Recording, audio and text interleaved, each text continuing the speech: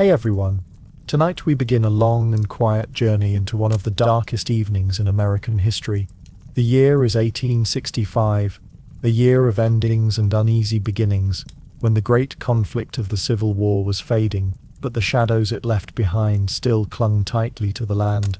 In the spring of that year, the United States seemed to stand at the edge of something new, a fragile hope just starting to take shape. And yet, it was also the year when hope would falter, when the figure who had carried the Union through its long ordeal would not see the peace he had worked for.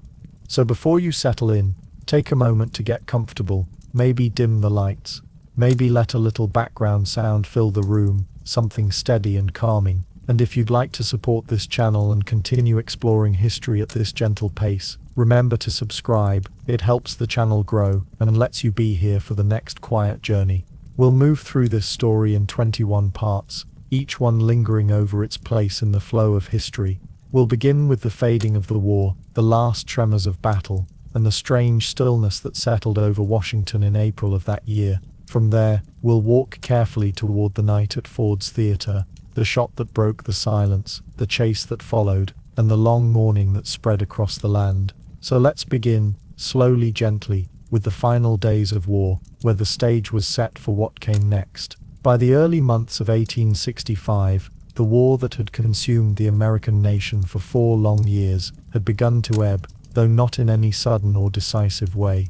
It was less like the extinguishing of a fire, and more like the slow dimming of embers, glowing faintly in the ashes of a great conflagration. Across fields and forests, from Virginia's exhausted soil to the marshes of the Carolinas, the sound of cannon had grown less frequent, though it still echoed now and again, with a reminder that the conflict, however fragile in its decline, was not yet concluded. The Union armies, vast in number and industrially supplied, pressed relentlessly against the boundaries of the shrinking Confederacy. General Ulysses S. Grant's forces lay dug in before the Confederate capital of Richmond, their trenches stretching in long muddy lines, while the Confederate Army, under General Robert E. Lee, clung stubbornly to its positions, each day fighting not only the enemy, but the hunger and fatigue that drained them. Rations dwindled, uniforms frayed, and the once proud Army of Northern Virginia had become a shadow of itself, its soldiers held together less by the promise of victory than by habit,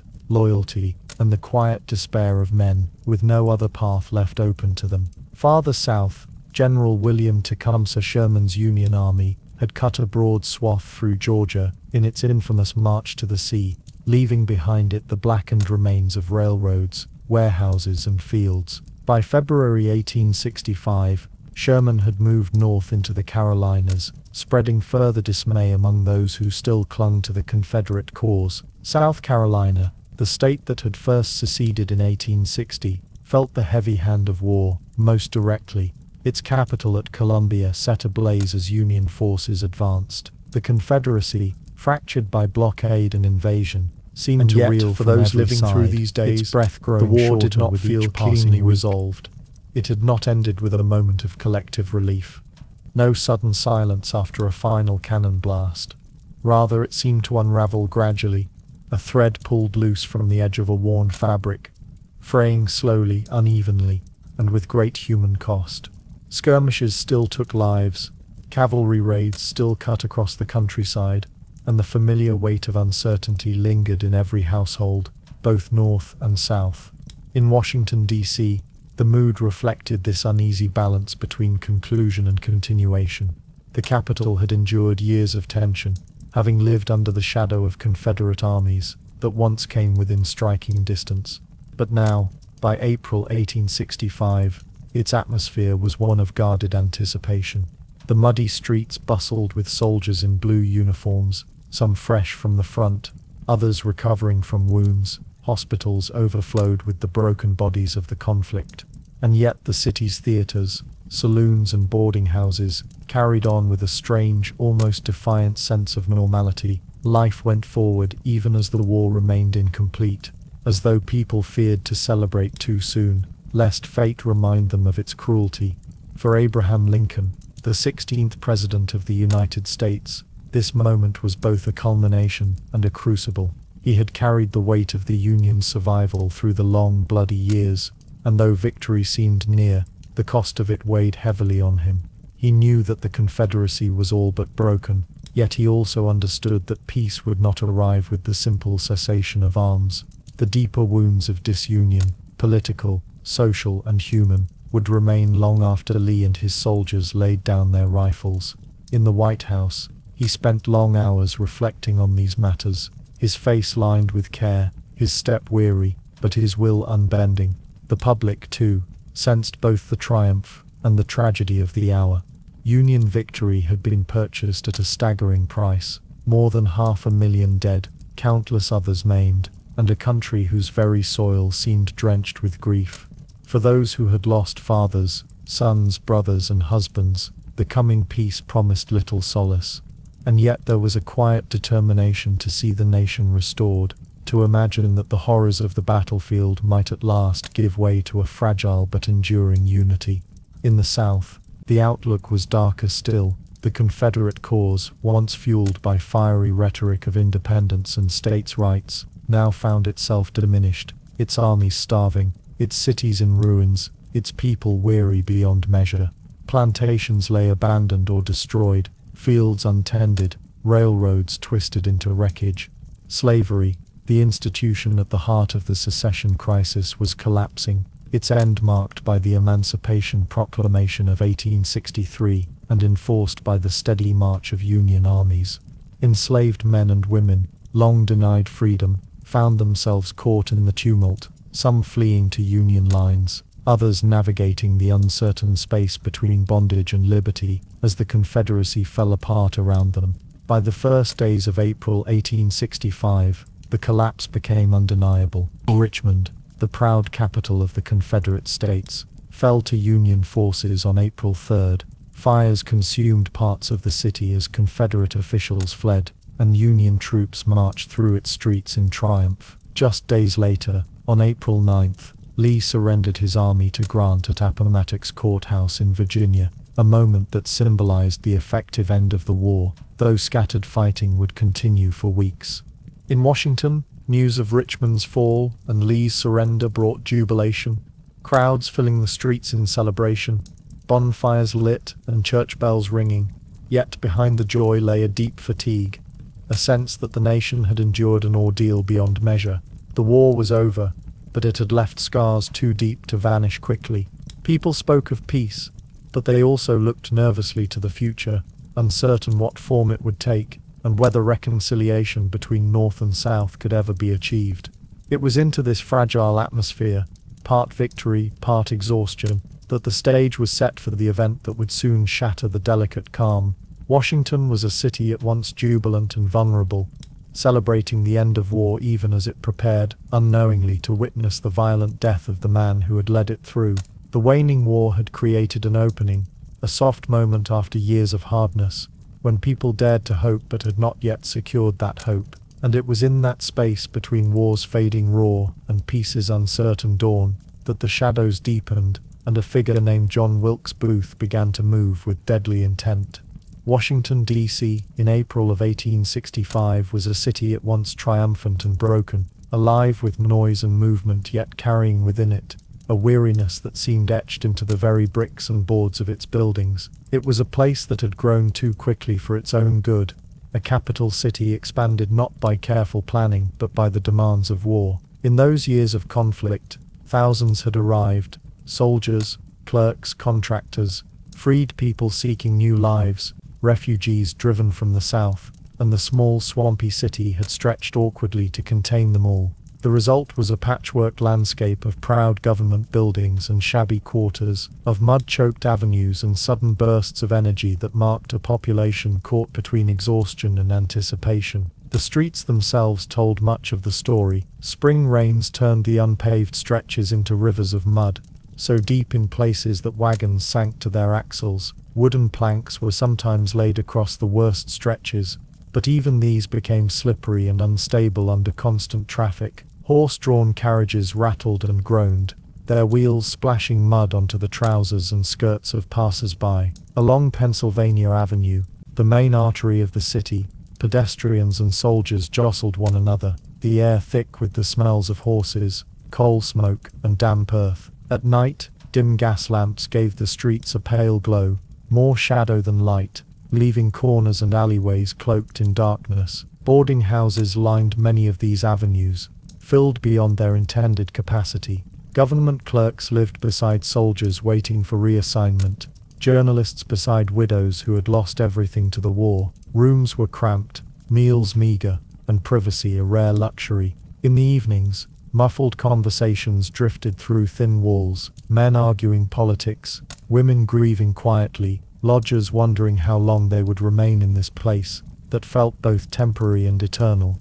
In these houses, the war was always close at hand. Some lodgers carried visible scars, others bore the less visible burdens of memory. Hospitals were scattered throughout the city, their wards overflowing with the wounded from recent campaigns. Rows of cots stretched down makeshift corridors, the air filled with the scent of carbolic acid, candle smoke, and human suffering. Outside, families gathered to await word of loved ones, their faces lined with worry, their clothes heavy with travel dust. The presence of suffering was not confined to hospitals alone. It spilled into the streets, a constant reminder that victory and peace were ideas still struggling against the weight of death. And yet, life continued in ways that seemed almost ordinary.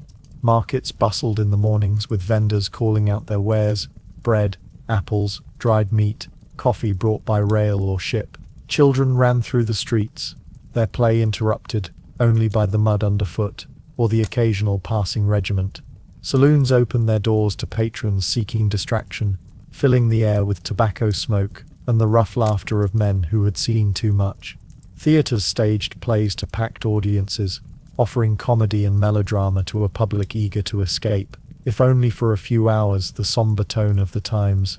In these theaters, the contrast between illusion and reality was especially sharp. Gaslights illuminated painted backdrops, actors delivered their lines with exaggerated gestures, and audiences laughed and applauded, their minds momentarily freed from war and loss. And yet, only a short walk from the stage doors, soldiers limped along the muddy avenues, their crutches tapping against the uneven boards. Washington was a city of layers, where joy and sorrow coexisted uneasily, each shadowed by the other. The population itself reflected this uneasy balance. Freedmen, formerly enslaved people who had seized liberty through escape or emancipation, formed a visible presence in the city. Some worked as laborers, others as servants, and still others carved out new lives as artisans or shopkeepers. Their arrival in Washington was both a symbol of the Union's victory and a reminder of the vast work still ahead in reshaping the social fabric of the nation. While some welcomed their presence, others regarded it with suspicion or hostility, a tension that would continue long after the guns had fallen silent. Government buildings dominated parts of the city, their stone facades imposing but surrounded by half-finished landscapes of mud and construction. The Capitol itself had been capped by its great iron dome only a few years before, a symbol of endurance even in wartime. Inside, clerks worked tirelessly, their desks covered with papers, ledgers and correspondence, the machinery of administration grinding on. For many, these offices embodied stability, even as rumors of war's end stirred excitement in the halls. Still, beneath the surface of these daily rhythms lay an undeniable fragility. Washington had been threatened before, and though the Confederate armies now lay in retreat, the memory of danger lingered.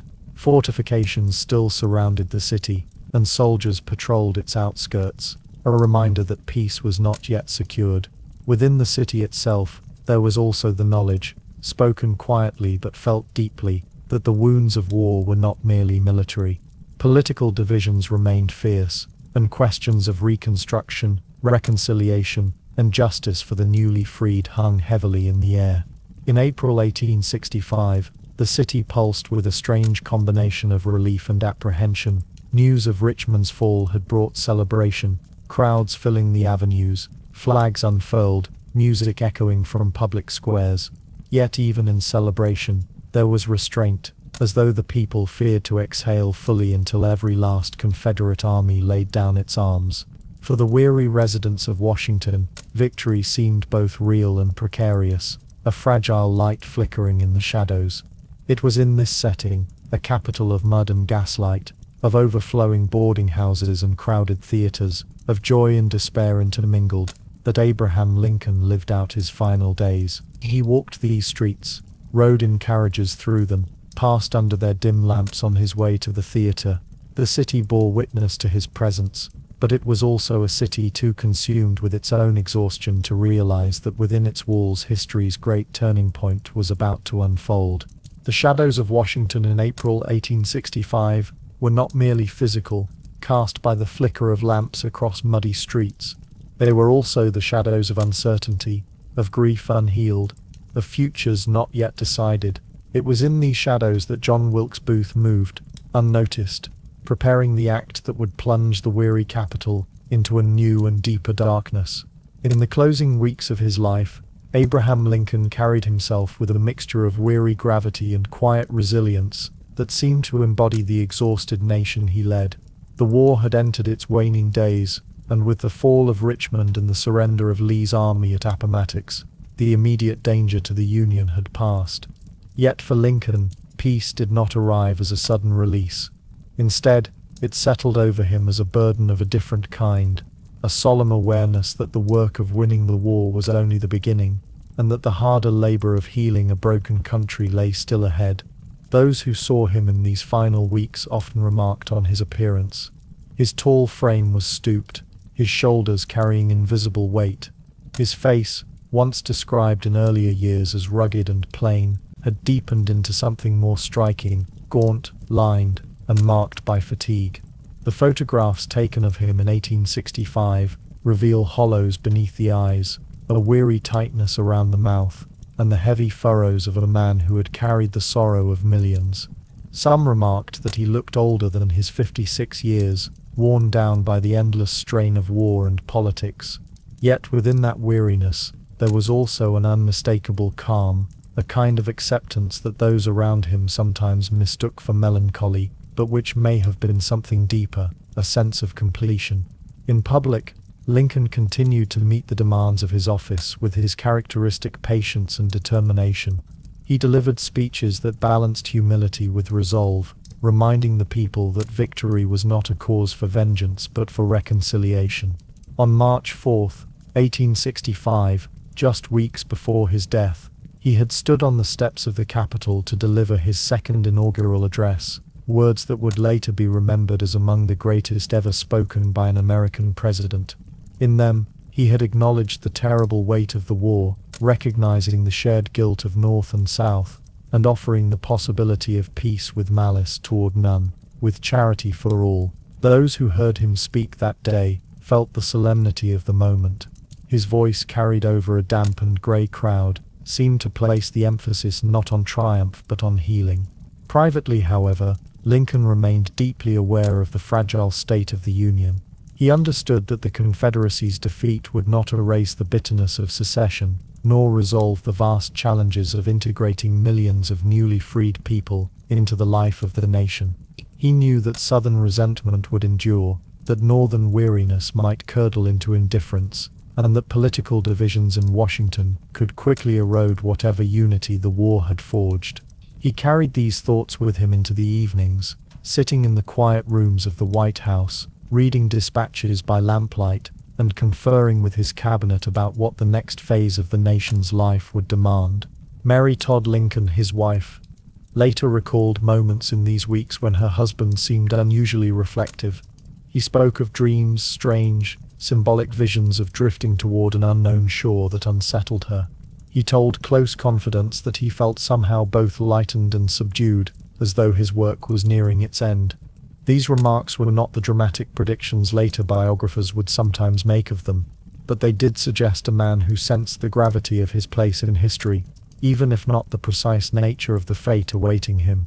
Despite the solemnity, there were also glimpses of relief in his demeanor. Visitors to the White House noticed that he occasionally allowed himself moments of humor or relaxation. He spoke of traveling to the theater, of wishing to see more plays, of desiring some respite after years of strain. He looked forward to visiting the South, to witness firsthand the Reconstruction that would be required.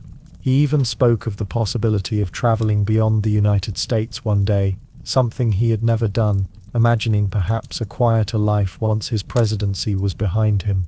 But beneath these brief moments of lightness, the weight remained. Lincoln was not a man to celebrate victory with ease. He had seen too much death, written too many letters of condolence, walked too many halls lined with wounded men. The Civil War had not only shaped his presidency, it had reshaped him as a human being. In his final speeches, he returned again and again to the themes of mercy, forgiveness, and the enduring need to bind up the nation's wounds. His words carried the tone of someone who knew that punishment and revenge would not suffice, that true peace would require a deeper, more difficult effort. As April unfolded, the atmosphere in Washington mirrored his own state of mind. There were celebrations in the streets, but also an undercurrent of unease, a quiet awareness that the country's future remained unsettled. For Lincoln, this tension was inescapable. He bore it not only as the head of state, but as a man whose personal and professional life had been bound inseparably to the war's outcome. The burden was immense, and though he carried it with dignity, it showed in every line of his face. On the evenings of those last weeks, the gaslights of the White House burned late, illuminating the tall figure who moved slowly through its rooms. Outside, the city slumbered fitfully, restless even in the first breaths of peace. Inside, Lincoln remained at his post, still guiding, still worrying, still reflecting on what was to come. He was, in those final days, a man who seemed already half in the past and half in the future, a bridge between the world of war that was ending and the world of Reconstruction that had not yet begun. It was in this fragile, melancholy calm that he entered the final week of his life. He did not know, of course, that his end was near, but there was a sense among those closest to him that he was already turning inward, already measuring the sum of his years against the vastness of the nation's ordeal. And as Washington prepared to celebrate peace, he prepared in his own quiet way for what he believed would be the next great task of his presidency. It would never come to pass. The world of American theater in the mid-19th century was a world of shadows, footlights, and painted scenery, a realm that existed on the fringes of high society, yet held a magnetic appeal for audiences across the country. It was into this world that John Wilkes Booth was born in 1838, a member of a family that had already carved its place into the dramatic traditions of the United States. His father, Junius Brutus Booth, was one of the most celebrated actors of his generation, an eccentric Englishman whose performances of Shakespeare drew both admiration and controversy. His elder brothers, Edwin and Junius Jr., followed him onto the stage, establishing the Booths as a dynasty of actors whose fame spread across the eastern seaboard. John, the youngest son, inherited not only their talent but also their volatility, a temperament that would one day transform stage passion into real-world tragedy. To understand Booth, one must first understand the theater of his time. Unlike the refined art houses of Europe, American theaters in the 1840s and 1850s were noisy, crowded places. Audiences were not passive observers. They shouted, laughed, hissed, and clapped, making their approval or disapproval known with unrestrained vigor. The repertoire ranged from Shakespeare's tragedies to broad comedies and patriotic melodramas, with actors expected to command the stage through charisma as much as through skill. The theater was both entertainment and social gathering, a place where politics, class, and art collided in unpredictable ways. John Wilkes Booth thrived in this environment. Darkly handsome, with striking features and a confident bearing, he quickly became a favorite among audiences. He was known for his athleticism on stage, leaping across scenery with ease, and for the passionate intensity he brought to roles like Richard III or Romeo. His performances were not always subtle. Critics sometimes noted a lack of depth in his interpretations compared to his brother Edwin's more studied style, but they were undeniably magnetic. He cultivated an image of romantic heroism, a figure both brooding and daring, and his admirers responded with enthusiasm. Yet beneath the surface of his theatrical success lay a more complicated personality. Booth was prone to mood swings, his charm alternating with brooding silence. He could be intensely sociable, enjoying the admiration of audiences and the company of friends, yet he also harbored a deep sense of grievance and intensity that often seemed disproportionate to his circumstances. Where Edwin sought discipline and refinement in his craft,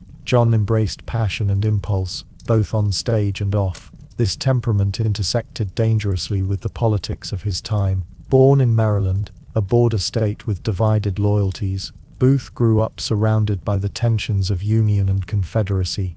Though his family largely leaned toward Unionist sympathies, John himself gravitated toward the Southern cause, idealizing it in romantic terms. He viewed the Confederacy not merely as a political entity, but as a noble struggle against tyranny, a defense of honor and independence. For him, the war was not only a national conflict but a deeply personal affront, one that stirred emotions as fierce as any he displayed in his performances. Booth's obsession with the South grew in parallel with his acting career. As he toured northern cities, performing before audiences who often cheered Lincoln and the Union, he found himself increasingly isolated in his convictions. He spoke openly of his disdain for abolitionists, his anger at the Emancipation Proclamation, and his belief that Lincoln was a tyrant destroying the true spirit of America. To his colleagues, these views were not entirely unusual. Political debates were common in the theater world, but in Booth they carried a sharpness, an intensity, that seemed to deepen with time. The assassination of John Brown in 1859 left a particular mark on him. Booth had attended Brown's execution in Virginia, standing among the crowds that watched the abolitionist hanged for his raid on Harper's Ferry. Where many saw Brown as a martyr, Booth saw him as a criminal, a symbol of everything he despised about Northern radicalism. The memory of that day lingered, reinforcing his conviction that violence in defense of the South was not only justifiable but necessary. By the time the Civil War neared its conclusion, Booth's inner world had become a tangled weave of theatrical bravado and political obsession. He saw himself as more than an actor, more than an entertainer.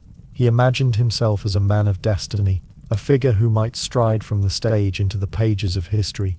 This self-image was nurtured by the very culture of the theater he inhabited, where roles of kings, warriors, and conspirators blurred into life itself. He was accustomed to embodying passion and vengeance before crowds. It was not a great leap in his mind to enact them beyond the stage. And so Booth lived in Washington during those final weeks of the war, performing occasionally, but more often lingering in the company of fellow sympathizers. The capital city, with its muddy streets, crowded boarding houses, and flickering gaslights, became the backdrop not only for Lincoln's quiet burden, but for Booth's dark imaginings. While Lincoln pondered reconciliation, Booth rehearsed in secret his own performance, one that would not end with applause but with a pistol shot. It is easy in hindsight to see Booth as merely an assassin, a villain in a tragic play of history, but in April 1865, he was still an admired figure in the world of theater, still a handsome celebrity with adoring fans. His fame afforded him access and movement within Washington's circles, his stage presence masking the shadows within. The actor's world had given him not only a career but a lens through which he saw himself larger than life, destined for significance, and compelled to transform belief into action. It was a dangerous combination, and one that would soon change the course of a nation's history. The final months of the Civil War were not only marked by the collapse of armies and the exhaustion of a weary nation, but also by the movements of a man whose passions had grown darker, more rigid, and more desperate. John Wilkes Booth, who had once imagined himself an actor cast in roles of grandeur, had begun to see himself as something else entirely, a conspirator, a man chosen not for the applause of the stage, but for a deed that would echo far beyond the theater's walls. The transition was neither sudden nor simple. It unfolded slowly, like a play in many acts, each scene building toward an inevitable climax, the boundaries between imagination and intent gradually dissolving. At first, Booth's scheme was not one of assassination. In late 1864, and the opening weeks of 1865, his plan revolved around the idea of kidnapping Abraham Lincoln. It was a bold and reckless thought, but one that seemed in Booth's mind both feasible and righteous. The war was dragging toward conclusion, Confederate armies hemmed in by Grant's relentless pursuit, and Jefferson Davis's government in Richmond teetering on the brink of collapse. Booth imagined that by abducting the President of the United States, spiriting him south, and holding him as a hostage, he might force the Union to negotiate terms favorable to the Confederacy, perhaps even win the release of captured soldiers. Such a plan was not entirely his own invention. In the ferment of wartime, rumors of schemes and plots were common, whispered in taverns, boarding houses, and the parlors of sympathizers. But Booth seized upon the idea with characteristic fervor. He began to assemble a small circle of acquaintances who shared his Southern leanings, men drawn less by conviction than by the force of his personality. Among them was Lewis Powell, a former Confederate soldier, large and imposing, whose simplicity of thought made him susceptible to direction. There was David Herold, a younger man from Washington, impressionable, eager for adventure, and easily led. George Atzerodt, a German-born carriage painter and sometime boatman, found his way into Booth's company, though he lacked the resolve of the others. And finally, John Surratt, son of a Maryland boarding house keeper with Confederate ties, became entangled in the network of intrigue, though his role would later waver. They met in shadows, in rented rooms, in quiet corners of taverns. Washington, with its crowded boarding houses and constant churn of soldiers, politicians and wanderers, provided ample cover for clandestine gatherings. Booth's charm and intensity held the group together. He spoke to them with the authority of one convinced of destiny, painting pictures of dramatic reversals in the war, of glory to be won in a single bold stroke. The theatre of his mind, where he had so often imagined himself a hero, now became the stage on which he directed others toward treason. The plan for kidnapping was elaborate, yet curiously impractical. Booth imagined intercepting Lincoln's carriage as he traveled the roads outside Washington, seizing him and carrying him southward into Confederate territory. Horses were to be prepared, safe houses arranged, and routes plotted through the back roads of Maryland. In March 1865, when Lincoln was expected to attend a performance at Campbell Hospital, Booth and his men lay in wait, armed and ready, only for the president's plans to change. The opportunity slipped away. This failure did not end the conspiracy, but it revealed the difficulties inherent in such a plot. Booth's companions, less driven than he, grew restless and uncertain. Some began to doubt his judgment, sensing that his schemes were more grandiose than grounded. Yet Booth pressed on, undeterred by practical obstacles, his mind turning ever more feverishly toward desperate measures. The collapse of the Confederacy in April 1865, the evacuation of Richmond, the surrender of Lee at Appomattox, darkened his thoughts further. If kidnapping had once seemed a bold stroke, it now seemed irrelevant, a gesture too small for a cause already lost. It was then that Booth's intentions hardened into something more final. He no longer spoke of bargaining or leverage, no longer entertained the idea of exchange. In his eyes, Lincoln had become more than the leader of the Union. He was the embodiment of everything Booth despised, a tyrant whose removal might yet rekindle Southern hope. To kill Lincoln would not reverse the war, but it would, in Booth's mind, avenge the South, punish what he saw as despotism, and elevate himself to a place among history's avengers. The shift from kidnapping to assassination was not a sudden leap, but a gradual slide, an erosion of restraint under the weight of disappointment and fury. His companions, hesitant and confused, were carried along by the momentum of his conviction. Some, like Powell, were willing to follow orders without deep reflection. Others, like Atzerodt, shrank from the gravity of murder, but lacked the courage to sever ties completely. The conspiracy thus deepened in shadows, fragile in its composition yet propelled by Booth's restless energy. Ops Washington in April offered its own peculiar cover for such plotting. The city was alive with celebration after Lee's surrender, soldiers filling the streets, parades and fireworks punctuating the nights. In this atmosphere of jubilation, few imagined that danger still lurked. Booth moved freely, attending performances, mingling in familiar circles, even visiting Ford's Theatre, where his profession and reputation afforded him easy access. The actor's mask concealed the conspirator beneath, allowing him to wander unnoticed through the very places where he prepared to strike. By mid-April, the plan had taken its final form. Booth would not act alone. The president was not the only target. In his mind, the conspiracy would strike at the heart of the Union government in a single night, severing not only Lincoln, but also Vice President Andrew Johnson and Secretary of State William H. Seward. It would be an act not merely of violence but of theatrical magnitude, a coordinated assault meant to plunge the Union into confusion at the moment of its triumph. His band of followers, reluctant though they were, found themselves assigned roles in this grim performance. Thus the conspiracy, born in whispers of kidnapping, ripened into a plan of murder. It was sustained not by careful design, but by Booth's force of will, his conviction that history required a terrible act, and his belief that he had been chosen to deliver it. While the capital celebrated peace, a different drama was unfolding in the shadows, unseen by the crowds who filled the muddy streets and cheered the flag-draped city. The stage was nearly set, the players assembled, and Booth, the actor who longed for immortality, prepared to step into his final role. The morning of April 14th, 1865, dawned clear and mild over Washington, D.C., a Friday that seemed touched with a sense of lightness after 4 years of war.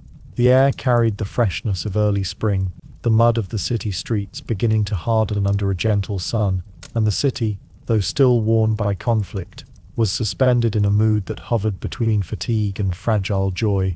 The war was not yet fully over, with scattered Confederate forces still in the field, but Lee had surrendered at Appomattox 5 days earlier, and the people of Washington felt the change. Banners and flags, hastily sewn or long prepared, fluttered from windows.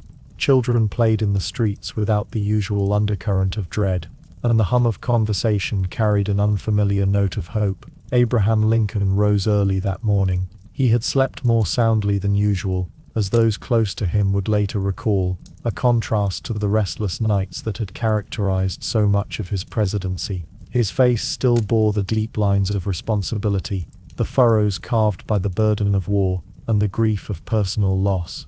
But there was a softness in his demeanor that morning, as if the weight he had carried so long had lightened, if only slightly. The day began, as so many had, with the routine of work. Visitors came to the White House, filling the halls and offices with a steady flow of footsteps and murmurs. There were military officers bringing reports, politicians seeking advice or reassurance, clerks and secretaries managing the endless paperwork of government. Lincoln moved through these duties with his customary patience, though his thoughts were often elsewhere, looking toward the uncertain horizon of peace. Reconstruction loomed as the next great task, the challenge of binding a fractured nation together. He spoke of it often that day, in tones of cautious optimism, as though testing the words aloud to see if they might hold. At one point in the morning, he met with his cabinet. The discussion, as later remembered, centered on the future of the country now that the war was drawing to a close. Lincoln urged leniency toward the defeated South, his words carrying the same spirit that had shaped his second inaugural address only weeks earlier: malice toward none, charity for all. He seemed intent on healing, not punishment, convinced that reconciliation would serve the Union better than vengeance. The mood in the room was lighter than it had been in many such meetings, the shadow of war giving way to cautious brightness. Secretary of War, Edwin Stanton, whose stern demeanor rarely softened, remarked on the president's unusual cheer. The afternoon unfolded at a gentler pace. Lincoln and Mary Todd Lincoln took a carriage ride together, a rare moment of private ease for a couple who had endured so much sorrow. Their route wound through the city and its outskirts, passing the greening fields and the muddy roads that stretched toward the Potomac. They spoke quietly, recalling the hardships they had faced, and imagining the quieter life that might yet be possible. Mary later remembered that Lincoln was unusually tender and hopeful that day, speaking of plans for travel, of seeing California and the West once his duties were lighter. It was as though he allowed himself for the first time in many years to imagine a future not consumed by war. Back at the White House, Lincoln returned to the stream of visitors and duties that never ceased. He met with Congressman Thaddeus Stevens, who urged strong measures for Reconstruction, and with others who pressed competing visions for the nation's path forward. Lincoln listened, as always, absorbing their arguments, weighing possibilities, his tall frame leaning forward, as his long hands folded across his knee. Yet those who saw him remarked again on his calm, almost serene mood, a quality that seemed to ripple outward and affect those around him. The evening approached with plans already in place. General Grant and his wife had been expected to join the Lincolns at Ford's Theatre that night, but they declined, choosing instead to travel north. Other guests were invited. Major Henry Rathbone and his fiancée Clara Harris agreed to accompany the President and First Lady. The play scheduled was Our American Cousin, a comedy well suited to the celebratory mood of the city. In the hours before departing, Lincoln continued to work, reviewing documents and speaking with staff. Yet his thoughts returned often to the prospect of the evening. He had not attended the theatre in some time, and the chance to sit in the dark, to watch a play, to be part of a gathering unshadowed by politics or war, seemed almost like a luxury. Mary, who loved the theatre, was especially pleased, and Lincoln, ever attentive to her needs despite their turbulent marriage, indulged her with quiet affection.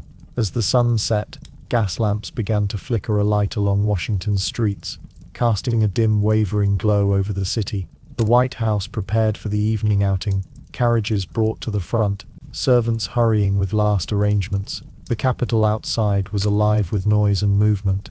Soldiers on leave, citizens celebrating, the ordinary bustle of a city that had lived so long under the shadow of conflict. Few imagined that the night ahead would bring calamity. Lincoln, dressed in his customary black suit, his stovepipe hat set aside for the moment, his tall figure casting a long silhouette in the lamplight. Mary prepared herself for the evening with careful attention, her desire to appear elegant before the public no less strong than it had always been. Together, they prepared to step into what seemed at the time no more than a night of respite, an interlude from the burdens of governance, a gesture toward normalcy in a city still learning how to breathe again. Thus, the day of April 14th drew toward its close, unremarkable in its details yet heavy with the weight of what was to follow. A morning of work, an afternoon of carriage rides, an evening planned for laughter and performance, simple events, ordinary in their outline, yet marked forever by their place in history. The President, who had carried the Union through its darkest trial, moved quietly through his final day, unaware that history's stage was preparing to close the curtain. In the middle of 10th Street in Washington, D.C., stood a building that, to the casual passerby, seemed like any other of the city's brick-fronted structures. Yet within its walls, layers of history and meaning had accumulated long before it became infamous. By April of 1865, Ford's Theatre was both a cultural refuge and a symbol of how the capital, though scarred by war, sought moments of joy, laughter, and gathering. What no one knew was that this building, modest in its architecture, would soon be transformed into a landmark of sorrow, remembered less for the voices raised upon its stage than for the silence that would descend after a gunshot. The story of the theatre's building stretched back to the early 1830s, when it was first constructed as the First Baptist Church. Its plain design, sturdy but unremarkable, reflected the simplicity of its congregation. For decades, parishioners filled its pews, the walls echoing not with applause but with sermons and hymns. By the 1850s, however, the congregation moved to another location, and the church building fell into disuse. In 1861, at the very moment when the Civil War fractured the nation, a theatre manager named John T. Ford leased the structure, seeing in it the potential to create a cultural venue in a city otherwise dominated by politics and military affairs. Ford, a Baltimore-based entrepreneur and theatre manager, had a keen eye for entertainment's role in urban life. He converted the old church into a playhouse, opening the Ford's Athenaeum in 1862. But the first iteration met with disaster. In December of that year, fire consumed the building, leaving only charred remnants of brick and timber. Undeterred, Ford rebuilt, this time with greater ambition, commissioning a larger and more elegant theatre on the same site. By August 1863, the new Ford's Theatre opened its doors, boasting seating for over 1,700 patrons. Its interior was arranged in tiers, with orchestra seats, a dress circle, and galleries above. The gaslit chandeliers, gilded ornamentation, and deep red curtains lent it an atmosphere of refinement unusual for the still rugged capital city. For Washington, Ford's Theatre quickly became more than an entertainment venue. It was a gathering place where soldiers on leave, government clerks, local families, and visiting dignitaries all sat side by side, drawn together by the promise of diversion from the grim realities of war. The repertoire leaned heavily on melodramas, comedies and patriotic plays, productions that affirmed the values of unity, loyalty, and perseverance. Shakespeare was performed as well, continuing the long tradition of American audiences embracing the bard, but lighter fare often drew the largest crowds. The atmosphere within was lively and often unruly. Audiences were rarely silent. They clapped, laughed, cheered, and sometimes jeered, their reactions filling the space with a kind of communal energy. The actors, attuned to such audiences, performed with a blend of theatrical flair and physical presence, designed to carry emotion even to the highest balconies. In these moments, Ford's Theatre was not simply a building, it was a stage upon which the city itself sought to momentarily forget the clamor of war. By April 1865, the theatre had settled into its role as one of Washington's cultural fixtures. The city, swollen by soldiers and government workers, had grown to more than double its pre-war population, and entertainment venues were essential to its rhythms. Ford stood alongside Grover's Theatre and a handful of other playhouses, but it was distinctive in its prominence and accessibility. Located only a short distance from the White House, it attracted both ordinary citizens and the nation's leaders. The building itself bore little hint of the calamity that would soon unfold. Its brick facade was simple but respectable, with tall arched windows and a broad entrance opening onto 10th Street. Inside, the arrangement of the president's box on the right side of the stage was especially notable, a decorated space reserved for official use and adorned with patriotic bunting when Lincoln attended. It symbolized both the president's visibility to his people and the closeness of theater to political life in mid-19th century America. The presence of Lincoln at the theater was not unusual. Though burdened by duties, he attended performances whenever possible, both for Mary Todd Lincoln's enjoyment and for his own respite. He was fond of Shakespeare, particularly tragedies like Hamlet and Macbeth, though he also appreciated comedies and light plays. For him, as for others, Ford's Theatre offered a rare chance to sit in the dark, to watch others enact stories that lifted him, if only briefly, from the relentless demands of the presidency. The night of April 14, 1865, promised to be one such evening. The play scheduled, Our American Cousin, was a comedy well known to audiences for its humor and broad characterizations. It was the sort of production that could provoke hearty laughter and relieve the tensions of recent months. For the theater itself, it was another night of business, another performance among many. The stage was prepared, the actors rehearsed, the gaslights trimmed, the orchestra tuned. Nothing about the building's appearance suggested that history would soon mark it forever. Ford's Theatre, in that April twilight, was alive with anticipation. Patrons would soon take their seats, the orchestra would strike its notes, and the play would unfold as planned. Yet woven into the very structure of its walls was a bitter irony. The space that had once held worshippers in a Baptist church, then transformed into a sanctuary of laughter and drama, was about to become a national shrine to loss. The building's past as sacred, its present as entertainment, and its future as tragedy seemed to converge silently as gaslight glowed against its painted columns and velvet draperies. It stood there quietly, on 10th Street, both ordinary and extraordinary, a place of diversion, of noise and laughter, yet poised unknowingly to host the end of a president's life and the beginning of a nation's mourning. Its bricks and beams, assembled for the simple purpose of performance, would soon be remembered less for what they supported on stage than for what occurred in the shadowed box above it. As dusk fell on April 14, 1865, Washington was alive with a rare sense of celebration. Streets echoed with laughter, gas lamps threw their uneven glow across mud-churned roads, and the city, though worn by years of hardship, seemed for a moment to exhale. Into this fragile atmosphere of peace came the patrons of Ford's Theatre, making their way along 10th Street toward an evening of performance. It was Good Friday, yet the house filled steadily, for the promise of a comedy was an irresistible respite after 4 years of war. Inside, the air carried the mingled scents of gaslight, varnished wood, and pressed clothing, with a faint haze of smoke that always accompanied such gatherings. The orchestra tuned in the pit, strings and woodwinds murmuring into harmony, while ushers guided men and women to their seats. Soldiers, clerks, shopkeepers, and their families filled the orchestra floor, while others found their places in the dress circle above, or in the high gallery, where the view was distant, but the sound carried. The buzz of conversation rose and fell like the tide, laughter punctuating the low hum as acquaintances greeted one another.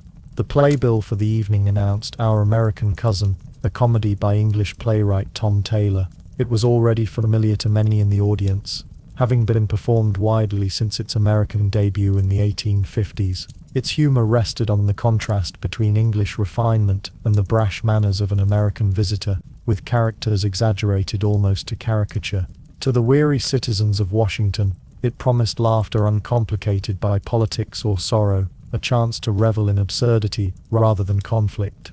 Among the audience that night was an anticipation greater than usual, for word had spread that the president himself would attend. Abraham Lincoln, though often too burdened for such outings, was a known patron of Ford's. His presence elevated the occasion, lending it a sense of moment. Patrons glanced frequently toward the empty presidential box before the performance began, eager to glimpse the tall, stooped figure of the man who had guided the nation through its darkest years. The presidential box was situated above the stage to the right, draped for the evening with flags in red, white and blue, their folds softened in the gaslight. The box itself consisted of two adjoining spaces, combined to allow for more seating, and decorated with a framed engraving of George Washington that hung in symbolic watch over the evening. Its bunting, hastily arranged, gave it the air of a patriotic shrine as much as a vantage point for viewing the play. 4 chairs had been arranged for the president, Mary Todd Lincoln, Major Henry Rathbone, and his fiancée Clara Harris. To the audience below, the box was both intimate and elevated, a reminder of Lincoln's accessibility and his singular role in the nation's story. When the president and his party arrived, the play had already begun. The audience, recognizing him, rose in respect, applause filling the theater in a wave of warmth. Lincoln acknowledged them quietly, bowing slightly, his expression reserved but touched with the gentleness so often remarked upon in those final days. He and Mary took their seats, joined by Rathbone and Harris, while the actors on stage paused briefly before resuming their lines. For the audience, the presence of the president added a glow of significance to the evening, making a simple comedy feel like part of a larger celebration of peace restored. The play unfolded with the expected rhythm of farce. Laughter rippled through the crowd at the antics of Asa Trenchard, the rough-hewn American cousin blundering among English gentry. Jokes that might have seemed broad under other circumstances rang with sharper joy that night, for the nation's long trial had finally begun to lift, and laughter itself felt like a form of relief. The sound rolled upward into the galleries, bounced against painted columns, and filled the space in waves. For a time within those walls, war seemed far away, replaced by the warmth of shared amusement. In the presidential box, the atmosphere was more subdued, but not less content. Lincoln, weary from the burdens of his day, leaned back in his chair, his long legs stretched comfortably before him. He exchanged quiet words with Mary, occasionally smiling at the lines on stage, his face softening in ways seldom seen during cabinet meetings or military briefings. Those seated nearby later recalled that his mood was gentle, as though he had allowed himself to drift into the play's easy current. Mary, who loved such evenings, seemed pleased, her attention divided between the performance and her husband's rare relaxation. Around them, the theater hummed with life. Ushers stood at the rear, their lanterns faintly glowing. The orchestra watched from their pit for cues to interject sound between acts. Actors, sweating lightly under stage lamps, projected their voices with practiced vigor, their gestures broad enough to reach the highest rows. In the shadows of the theater, where gaslight failed to reach fully, patrons leaned forward in their seats, absorbed in the comedy. The building itself seemed alive, its wooden beams resonant with the rise and fall of sound, its painted scenery shifting smoothly from one act to the next. There was nothing in those moments to suggest that the night would end in anything but laughter. The president sat above the crowd, a living emblem of peace newly secured, and the audience, buoyed by the play, surrendered to the simple pleasure of performance.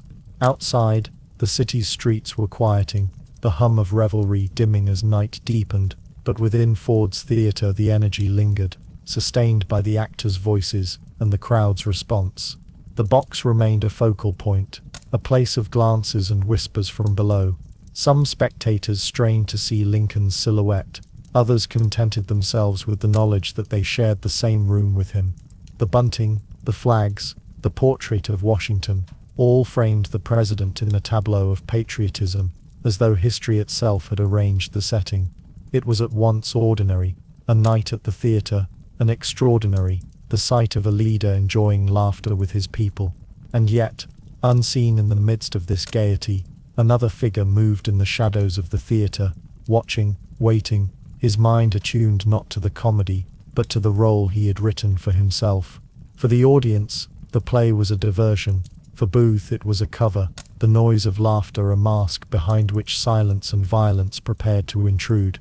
The evening of April 14th, 1865, stretched forward with deceptive ease. Within Ford's theatre, the laughter of the audience rose and fell in steady rhythm, the actors moving with practiced familiarity through their lines, the orchestra waiting for its brief cues between acts. The air carried the mingled scent of gas from the lamps, tobacco on coats, and the faintly acrid tang of candle wax from the corridors. Nothing in the theatre's hum suggested interruption. Yet, in those same corridors, John Wilkes Booth moved with quiet certainty, carrying himself as one who belonged. Booth was, after all, a familiar figure at Ford's. His profession as an actor had carried him across its stage many times. His face was recognized by staff and performers alike. His reputation as a celebrated tragedian lent him a kind of casual access few others would have enjoyed. To the casual observer, there was nothing remarkable in seeing him there on that Friday evening. He had chosen the theatre carefully for that very reason. Its layout was known to him, and its people less likely to question his presence. As the play unfolded, Booth made his way toward the rear of the theatre, where the passages behind the stage offered both cover and opportunity. He carried with him a small derringer pistol, easily concealed in his pocket, and a long, slender knife sheathed discreetly. His steps were measured, not hurried, for haste would have drawn attention. Actors passed him in the wings, focused on their entrances and exits, their minds too occupied with lines and timing to notice the quiet determination in his stride. The building itself conspired with him. Ford's theatre, though grand in reputation, was still a space of wood and plaster, with doors that creaked and passages that twisted in awkward angles. Its construction offered shadows, corners, and nooks where a man could pause without drawing suspicion. Booth had studied these details, rehearsed them in his mind with the precision of a performance. Every hallway, every staircase, every turn was familiar, as though the theatre itself had become a stage for his final role. Ascending toward the presidential box, Booth encountered little resistance.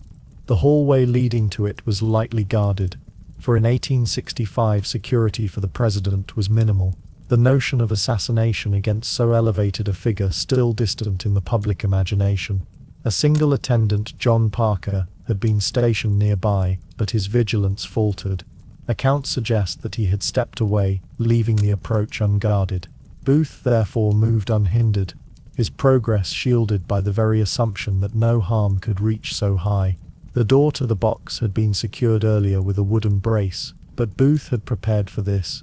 He carried a small tool, a simple length of wood he had fashioned to wedge the door shut from within, once he entered.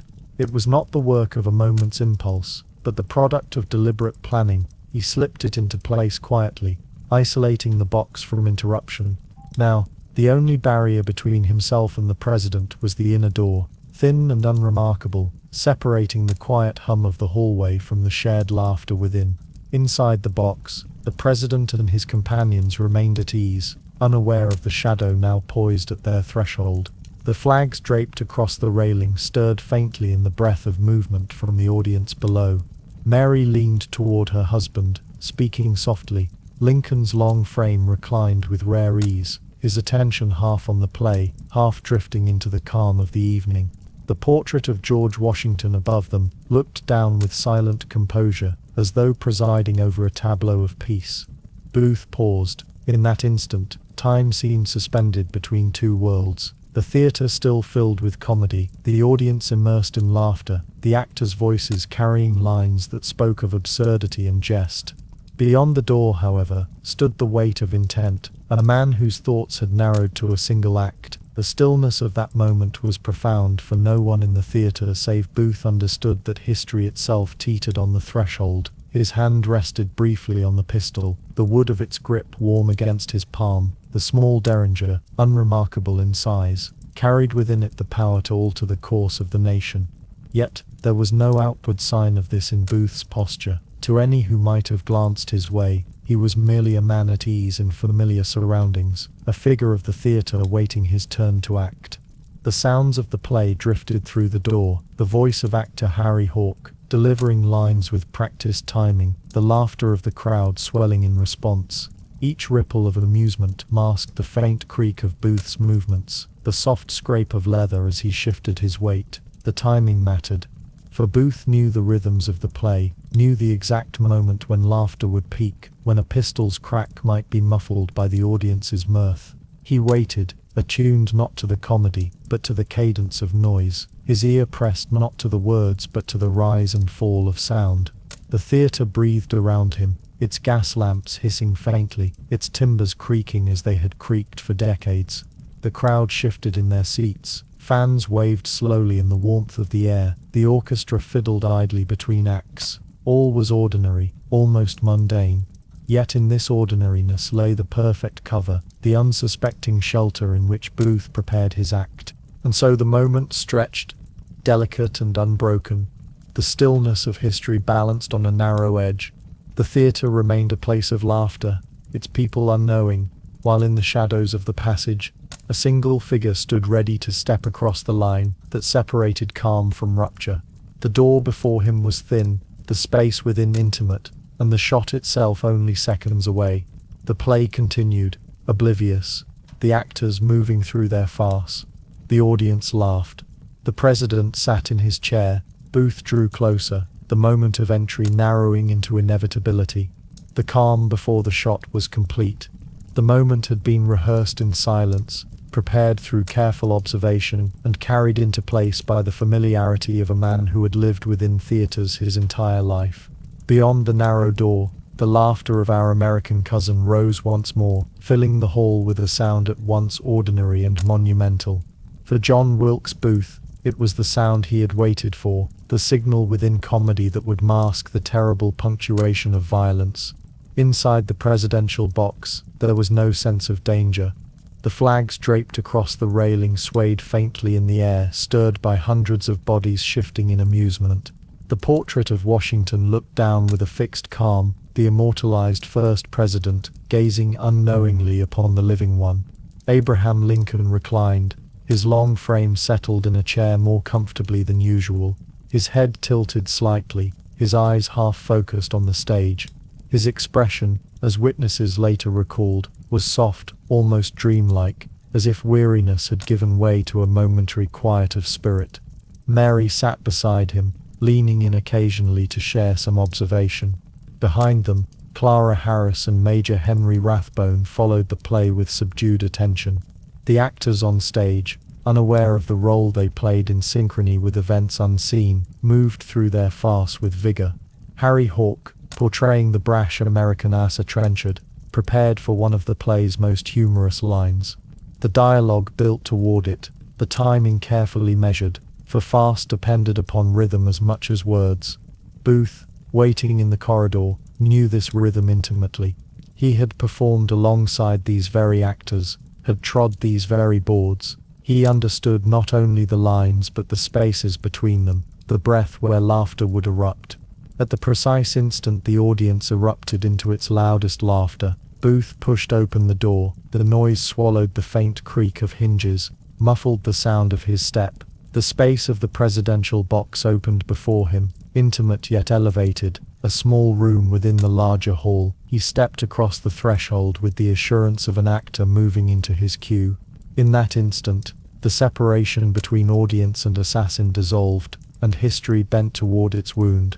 Booth raised the small Derringer pistol, its wooden grip warm in his hand. The weapon was modest, unremarkable, a pocket-sized firearm designed for concealment rather than spectacle. Its single shot carried no grandeur, only finality. He lifted it toward the back of Lincoln's head, aiming at close range, the distance no more than a few feet. There was no alarm, no cry, no chance for defense. The moment was quiet, but not empty. It was filled with the oblivious laughter of hundreds, the rustle of programs, the tapping of boots on wooden floors. The shot rang out. It was not a thunderclap, but a sharp crack, muffled and strange within the theater's acoustics, swallowed at first by the wave of laughter rolling through the audience. Some thought it part of the play, a stage effect, though firearms were rare in such comedies. Others noticed only a jarring interruption, an unaccountable sound within the rhythm of performance. But in the box, there was no mistaking it. The bullet entered just behind Lincoln's left ear, driving forward into the brain. The president's body jerked once, his head tilting toward Mary, and then he collapsed backward into stillness. The air within the box seemed to change in an instant, as though the very atmosphere recoiled.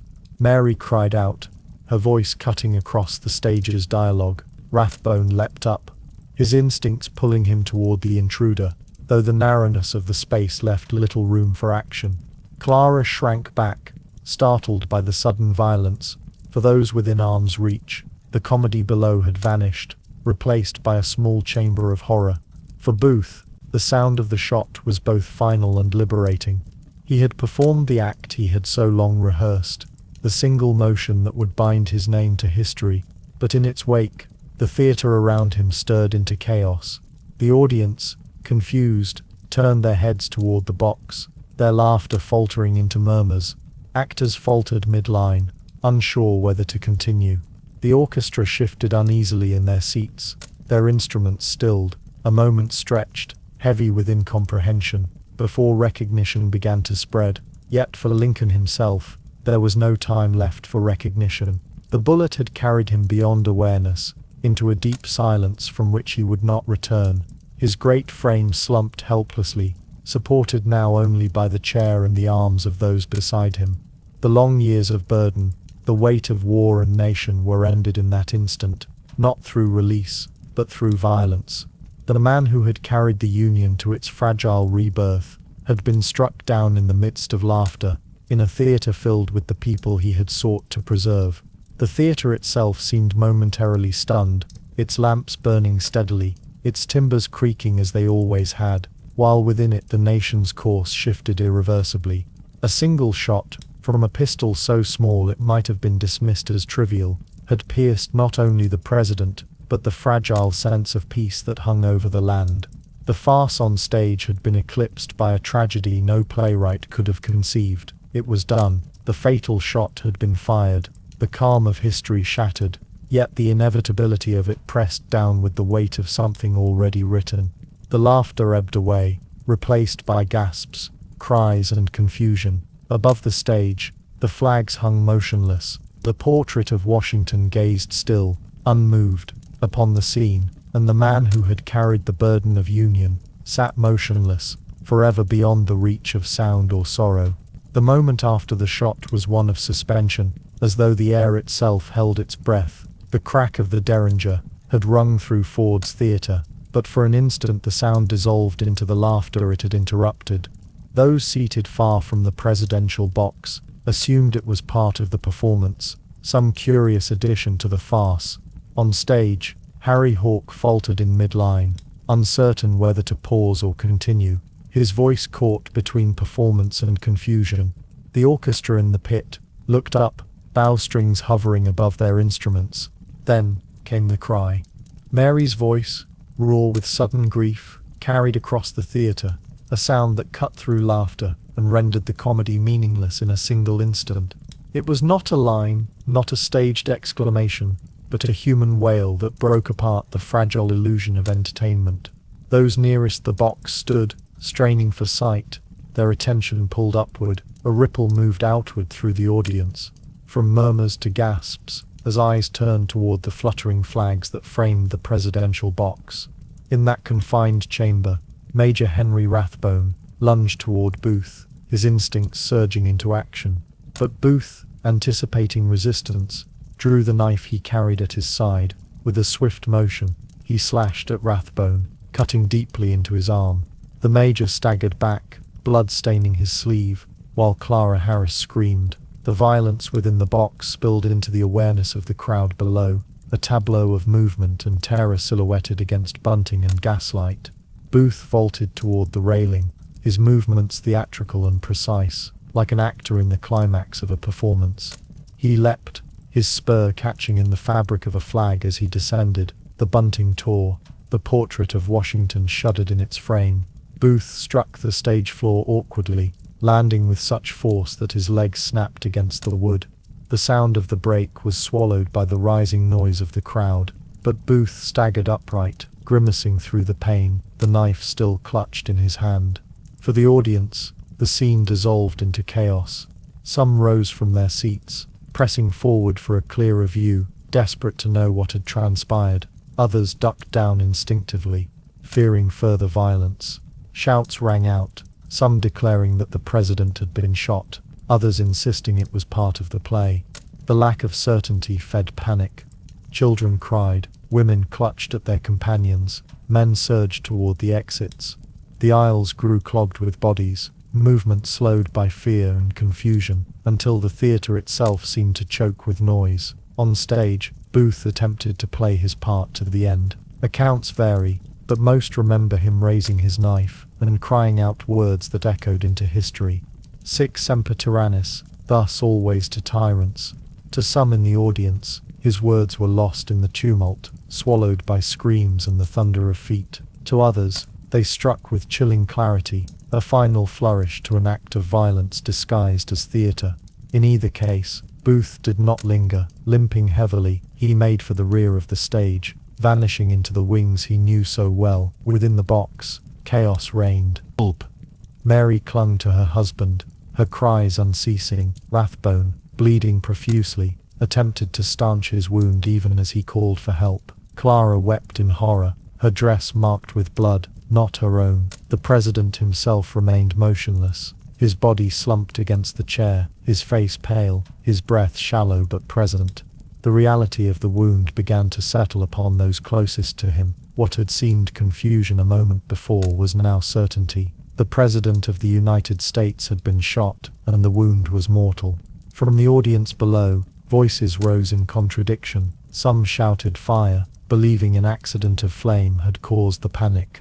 Others cried, "The President is shot." The uncertainty drove people toward the exits, their movement transforming the theater into a crush of bodies. The wooden doors groaned under the press, while staircases shook with the weight of retreating feet. Gas lamps flickered as air currents shifted in the tumult. The orchestra fled their pit, instruments abandoned. Actors disappeared from the stage, their roles dissolved in the face of catastrophe. Ushers shouted vainly for order, their lanterns bobbing as they tried to guide the crowd. Yet order could not be restored. Panic had spread too deeply, woven into the very sound of the place. And still amid this storm, there were those who remained rooted. Some in the gallery leaned forward, unwilling to leave until they had seen what fate had befallen the president. Others pressed toward the stage, determined to aid him. Among them were doctors, men trained to respond in moments of crisis, now straining to reach the box through the shifting tide of humanity. Their progress was slow, the crowd both obstacle and witness, the noise a constant roar that blurred commands and pleas alike. In the streets outside, word began to spill into the night. Those fleeing the theater carried the news in fragments, that the president had been attacked, that the theater was in flames, that enemies had struck in the very heart of Washington. Neighbors emerged from doorways, passers-by gathered, and the hum of the city changed. What had been an evening of laughter became a night of rumor and dread. Within Ford's theater, the panic swelled and ebbed, a tide of fear breaking upon the reality of a nation's wound. The flag still hung across the presidential box, though one lay torn where Booth had caught his spur. The portrait of Washington looked on, silent and unmoving, over a scene that was no longer performance but the raw presence of history. The air was heavy with the mingling sense of smoke, sweat and blood. The cries of the crowd mingled with the sobs of Mary, the commands of Rathbone, and the hurried footfalls of men rushing to aid the fallen president. It was clear now, something irreversible had occurred. The theater would never again be only a place of amusement. The laughter that had filled its walls only moments before was gone, leaving in its place the first notes of a nation's grief. When John Wilkes Booth struck the stage floor of Ford's Theatre, the sound of bones snapping beneath his weight should have been enough to halt him. His leap from the presidential box had been intended as dramatic flourish, but the snag of his spur in the flag's bunting twisted his descent into disaster. He landed awkwardly, his body jolting, his leg shattering against the wood with a force that sent pain up his frame in a wave, so sharp it threatened to undo him. For an instant he staggered, nearly collapsed, his plan jeopardized by the fragility of bone against timber. Yet Booth's instinct, trained upon the theater's boards and honed in the fever of performance, pushed him forward. He rose through the pain, his features tightening, his knife raised aloft. Gaslight flickered across his face, a mask of both agony and determination. Accounts from the audience differ. Some swore they heard him cry out, "Sic semper tyrannis," the words of Virginia's motto, a defiant proclamation cast into the air. Others recalled nothing more than a cry of pain, a guttural sound torn from his throat as he forced himself upright. Whatever the words, the gesture was unmistakable.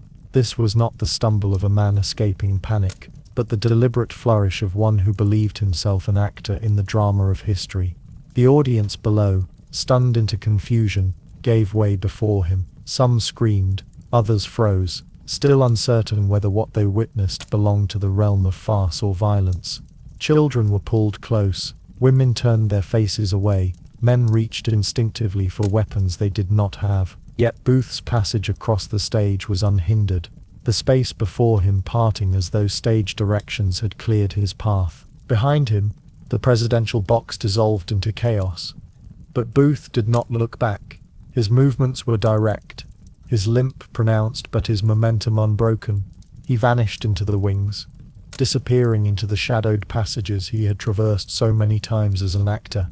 The familiar geography of Ford's Theatre, once the setting of his profession, now served as his escape route. Stagehands, startled by his sudden appearance, stepped aside without resistance, their minds struggling to grasp the meaning of his presence, his knife, his staggering gait. At the rear of the theatre, Booth found the alleyway where his horse awaited. A stagehand named Peanut John Burroughs, who had been tending the animal, stood bewildered as Booth emerged.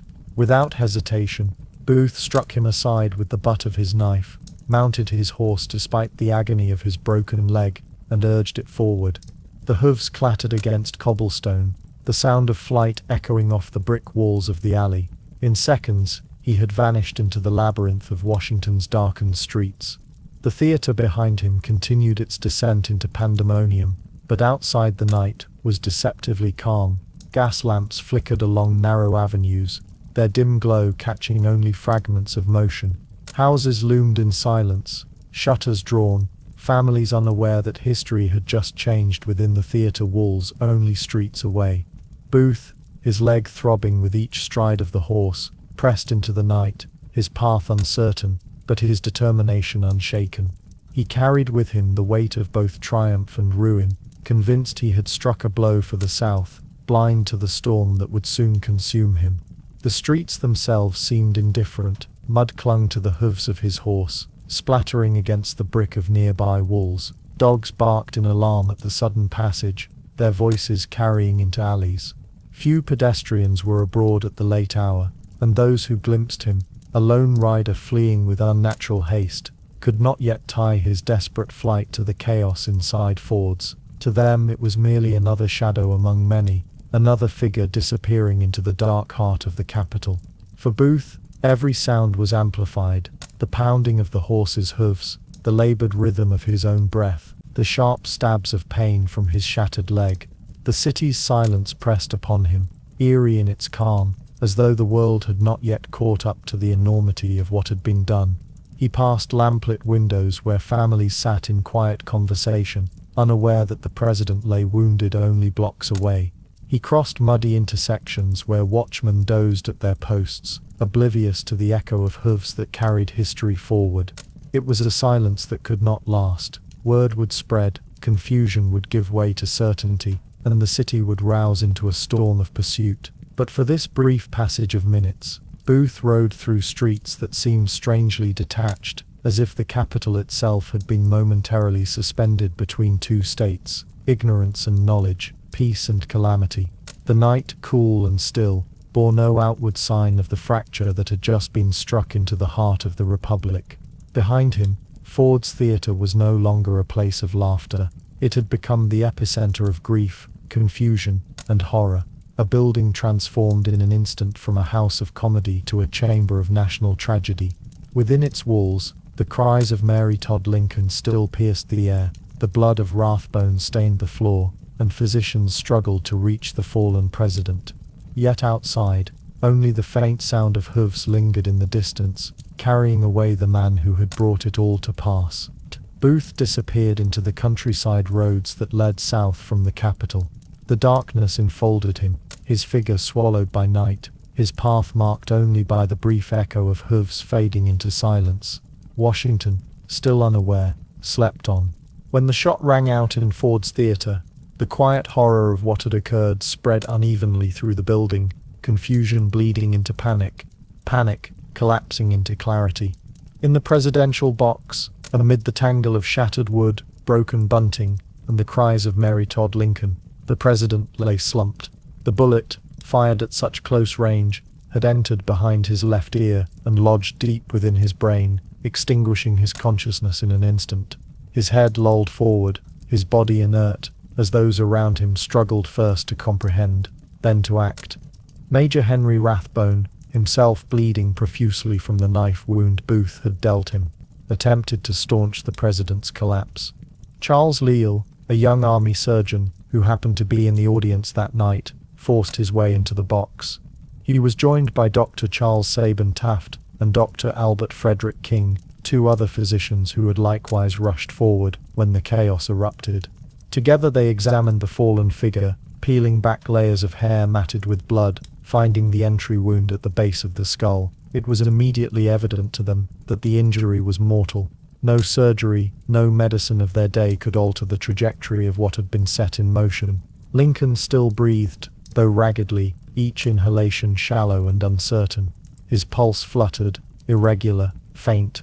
The doctors resolved that he could not remain within the crowded, suffocating space of the box, nor could he be transported far across the city without hastening his death.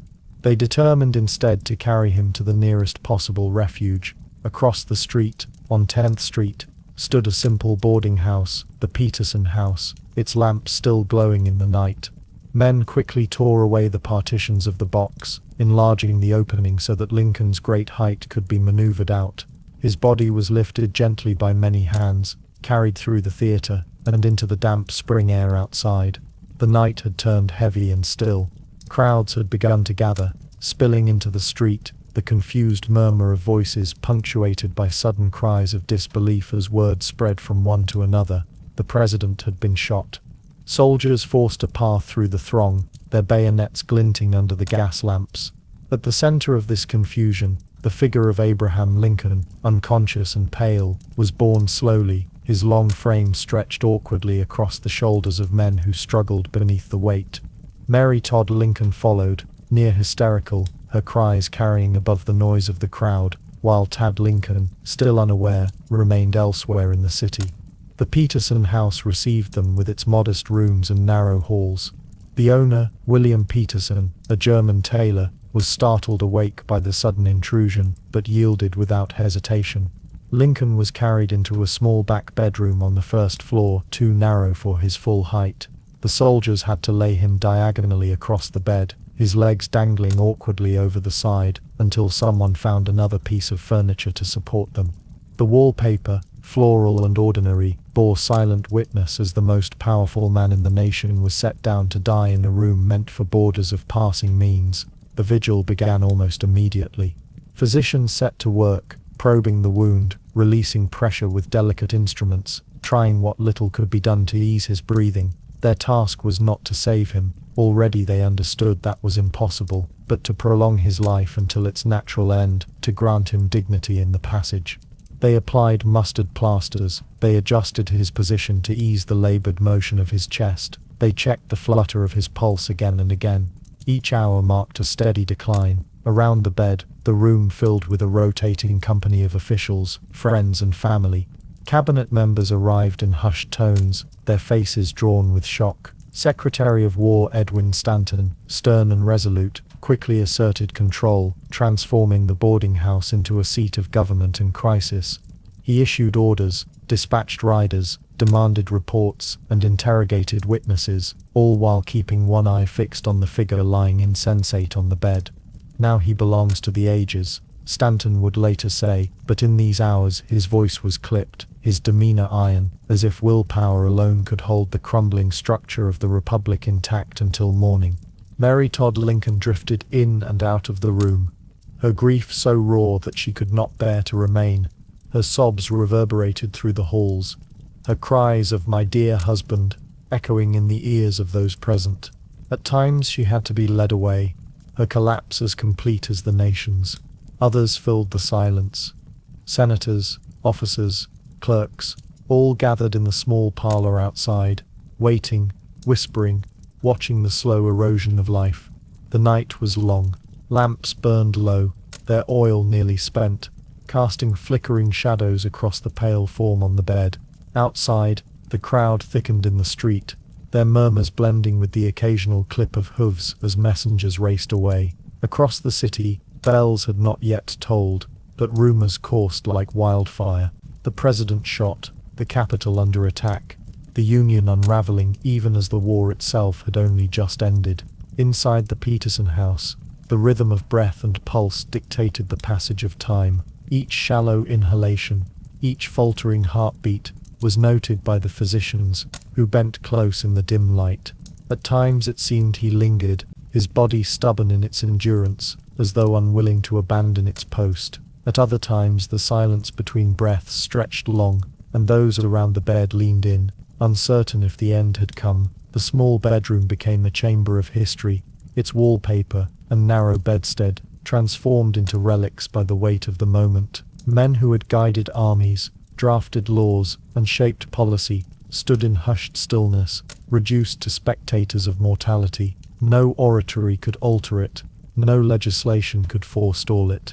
The President of the United States lay dying not in the White House, not in the halls of power, but in a modest room across from a theater, tended by weary doctors and shadowed by flickering lamplight. And so the night wore on, hour by hour, the city outside holding its breath as the man who had carried the Union through 4 years of war drifted slowly toward the silence of death.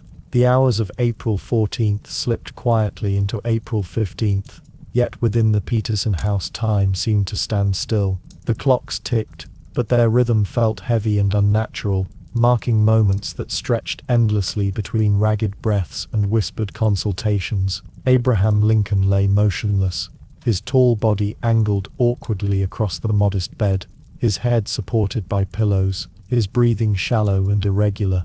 The bullet had done its work with precision, and though life lingered in him, consciousness never returned. He was suspended, his body a vessel between two states, watched by men and women who could do nothing but wait. Doctors hovered constantly, leaning close to examine the wound, adjusting his position, or checking for the faint pulse at his wrist.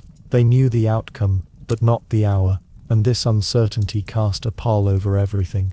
Charles Leal, the first to reach Lincoln at Ford's Theater, remained steadfast, gently clearing clots to ease the passage of breath, though he admitted to others that no intervention could save the president. Charles Sabin Taft and Robert Stone worked alongside him, murmuring in the dim light of oil lamps, their shadows crossing the floral wallpaper of the room. They recorded each faltering heartbeat, noting how, with each passing hour, the pulse grew fainter, the breathing more labored. Mary Todd Lincoln moved in and out of the room in waves of anguish. Each time she entered, her sobs broke the fragile silence, and her grief pressed heavily upon those gathered. Cabinet members tried gently to keep her away, fearing that her hysteria disturbed the vigil, and that her presence added unbearable weight to the already suffocating atmosphere. Yet her pain was undeniable.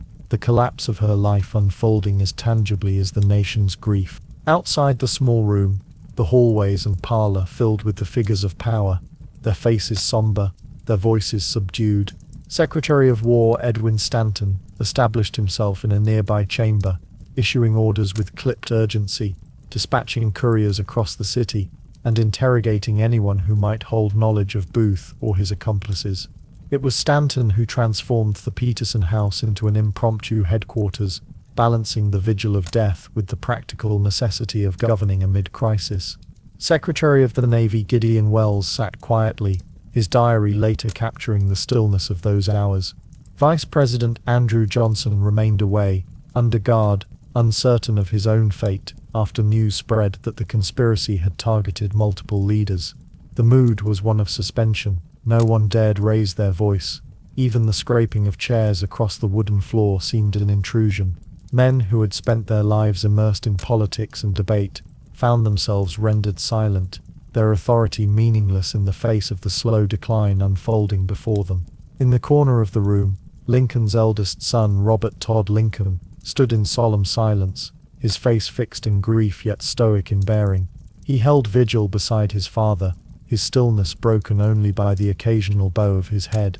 The night outside carried its own peculiar quiet. Crowds had gathered on 10th Street, their numbers swelling as word spread, yet their murmur was restrained.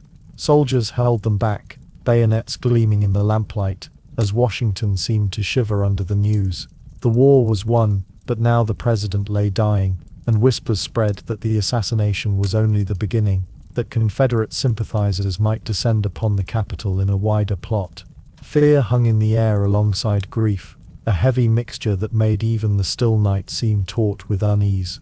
Inside, the room grew thick with the smells of oil, sweat, and medicine. The lamps flickered, their glow uneven, casting long shadows that seemed to lean closer as the night deepened. Every so often a physician would raise his watch, timing the interval between breaths. The silence would stretch unbearably, until a faint, shallow inhalation reassured them that life still lingered. Each cycle repeated, an endless rhythm of waiting, of hope giving way to resignation, of resignation returning to tense anticipation. In these hours, the president no longer seemed the commanding figure who had steered the Union through its ordeal. He appeared instead as a man stripped of all but his humanity, stretched across an ordinary bed in an ordinary house, surrounded by those who could do nothing but watch. The stillness of his body, the absence of his voice, underscored how profoundly the nation was changing in that moment. His presence was already slipping from leadership into memory, already transforming into symbol even before death claimed him. And so the hours passed. Midnight, then 1, then 2. Washington seemed to hold its breath with each passing hour, uncertain whether dawn would rise upon a nation with its president, or a nation without him. Inside the Petersen House, time slowed into a vigil both intimate and immense, a family's grief intertwined with a country's fate. Each heartbeat, each breath, was a moment of waiting, for the inevitable, for the irreversible, for the hour when silence would finally overtake the room. The slow hours of the night stretched onward, until at last they began to dissolve into the pale light of morning. The Petersen House, its rooms crowded with figures of authority, family and grief, seemed suspended in a state between wakefulness and dream. Lamps burned low, their oil nearly gone, their glow overtaken by the gradual seep of daylight through the curtained windows. The air was close and heavy, as though saturated by the weight of history pressing down upon the modest boarding house. On the narrow bed, Abraham Lincoln's breathing had grown weaker, the rise and fall of his chest irregular, shallow, and spaced by long dreadful pauses. Each time his chest fell still, those gathered around leaned closer, fearful that the end had come. Each time, a faint breath would resume, pulling them back into another cycle of waiting. Yet, as dawn arrived, it became clear that the waiting was nearly over. His pulse weakened further, his skin cooled, and the faint rhythm that tethered him to life frayed steadily, strand by strand. At his side stood Robert Todd Lincoln, somber and composed, his eyes fixed upon his father's face. Mary Todd Lincoln, overwhelmed by grief, had once again been led from the room. her cries echoing faintly from the hallway. Cabinet members, officers and physicians filled the cramped chamber, their solemn silence broken only by the ticking of a clock, and the occasional murmur of the doctors noting his faltering condition. Edwin Stanton stood near the head of the bed, his presence both commanding and mournful, watching the passage of life into memory with eyes that had seen war, yet were unprepared for this loss. The moment came at 7:22 a.m. and 10 seconds, when Lincoln's long struggle ceased. His chest rose faintly one final time, fell, and did not rise again. His pulse stopped beneath the fingers of the physician holding his wrist. The room fell into a silence so profound that even the muffled sounds of the city beyond, the faint clip of hooves, the murmur of crowds, seemed to vanish. For a span of seconds, it was as though the entire world had stilled to acknowledge the end. It was Stanton who finally spoke, his voice heavy yet clear. Accounts vary in exact wording, but his meaning was consistent. Some recorded that he said, "Now he belongs to the ages." Others claimed he whispered, "Now he belongs to the angels." Either way, the words sealed the transition of Lincoln from man to memory, from president to martyr, his life's work completed in silence upon an ordinary bed in a stranger's house. Outside, the news spread quickly, carried from the doorway of the Petersen House into the streets of Washington. Crowds that had gathered through the night now bowed their heads as confirmation passed among them. Men removed their hats, women wept quietly, children clutched the hands of parents who could not find words to explain. The Capitol, already scarred by war, seemed cloaked now in mourning. Black crepe began to appear on doorways, flags were lowered, bells tolled their slow measured notes. Beyond the city, word traveled outward by telegraph, carried with startling speed across the lines of communication that the war had woven. By midday, towns across the North knew Abraham Lincoln was dead. Newspapers rushed to print extra editions, their presses clattering, ink smudging hurriedly onto paper that would be read by crowds in silence and disbelief. In small villages and great cities alike, people gathered at post offices and train stations, straining to hear the bulletins read aloud. The nation, so recently united in celebration at the end of war, now found itself plunged into mourning at the loss of the man who had carried it through. In the South, the reaction was more complex. For some, the death of Lincoln was seen as a blow struck in vengeance. Though many were unsettled by the violence itself, others feared what it would mean, the loss of the one man who might have tempered the harshness of Reconstruction with mercy. Even among former Confederates, a sense of foreboding mingled with whatever bitter satisfaction they might have felt. The killing of Lincoln was not a restoration of their cause, but a dark omen of what lay ahead. Back in Washington, the Petersen House remained the silent heart of mourning. Lincoln's body was prepared for removal, his great frame lying still, wrapped in sheets, attended by those who had guarded his final hours. The small bedroom, with its floral wallpaper and simple furnishings, was transformed into a chamber of history, its very ordinariness magnifying the enormity of what had transpired within it. Those who had been present would carry the memory for the rest of their lives, the dim light, the gasping breaths, the silence at the end, and Stanton's solemn declaration. The morning of April 15th, 1865, dawned like no other in the life of the Republic. The Civil War, the nation's great trial, was ending, but its president did not live to see the peace he had labored toward. Instead, the Union was left leaderless at its moment of triumph. Its joy turned suddenly into grief. Across the land, black crape would hang, church bells would toll, and sermons would rise in mournful tones. The people had lost not only a leader, but a symbol, a presence that had seemed inseparable from their struggle and survival. In the Petersen House, the bed where Lincoln died would become a relic, preserved by time. But on that morning, it was only a place of sorrow, its sheets stained, its walls imprinted with the memory of a nation's darkest vigil. The president had breathed his last, and with that breath, a chapter in American history closed. When Abraham Lincoln breathed his last in the Petersen House, John Wilkes Booth was already far from Washington, his path set along muddy roads that wound through Maryland's countryside. His leg throbbed with every movement, the bones splintered by his leap to the stage, yet adrenaline and conviction carried him onward.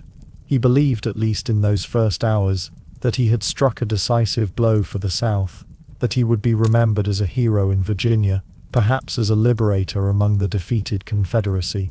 What he failed to see, or perhaps refused to, was that his act had placed him on a path not of glory, but of hunted isolation.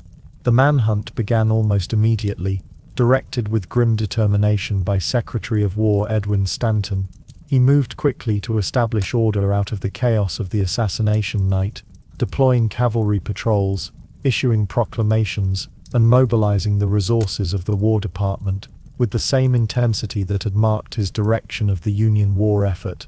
Rewards were posted for Booth and his accomplices, amounts so staggering, eventually $100,000, that they guaranteed both official and unofficial pursuers would sweep the countryside.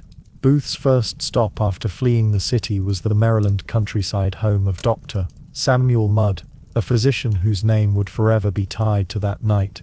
Arriving in the early morning hours of April 15th, Booth's broken leg was set and splintered by Mudd, though whether Mudd knew in full what had transpired remains debated. The house itself, simple and rural, became an unwitting waypoint in the most notorious escape of the era. For Booth, it was a place of temporary relief.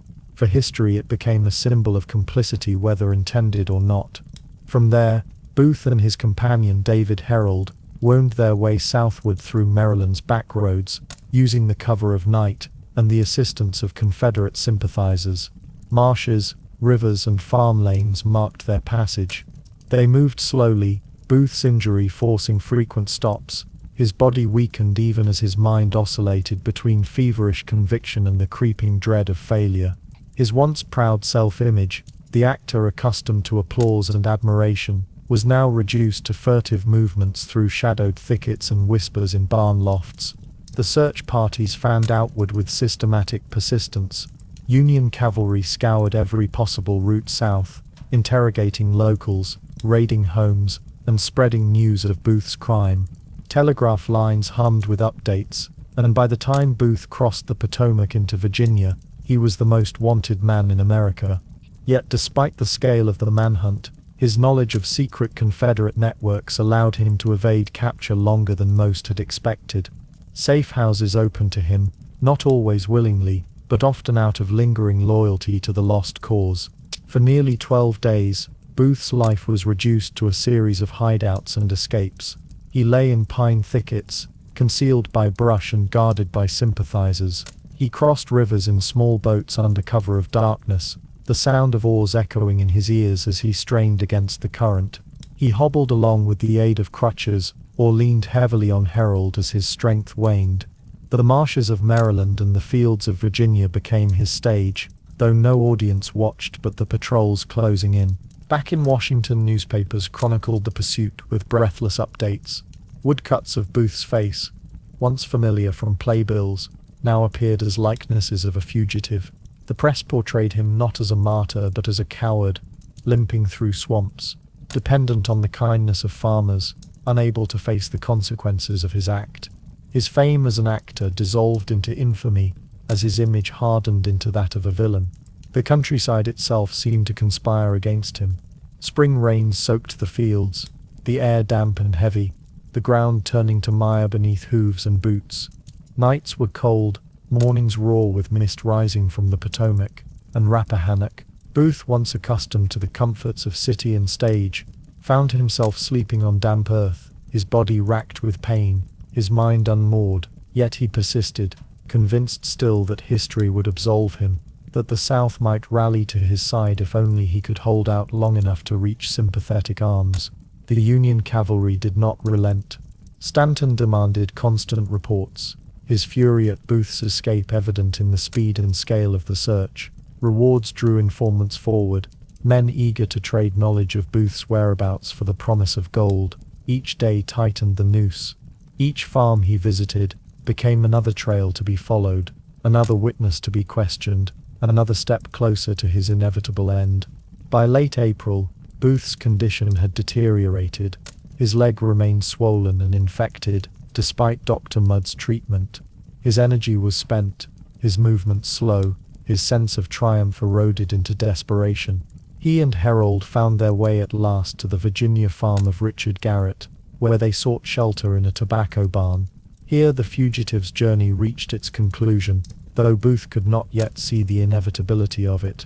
For 12 days he had evaded capture, slipping through marshes and safe houses, surviving by the thin margin of secrecy. But history was drawing him inexorably toward the barn, where soldiers would surround him, where flame and bullet would seal his fate. The hunt for Booth was not only a search for a man, it was the act of a wounded nation, attempting to restore order, to reclaim control from the chaos of assassination. Each patrol, each telegraph message, each interrogation of a farmer or ferryman was part of a larger ritual, the assertion that the Republic, though shaken, remained intact.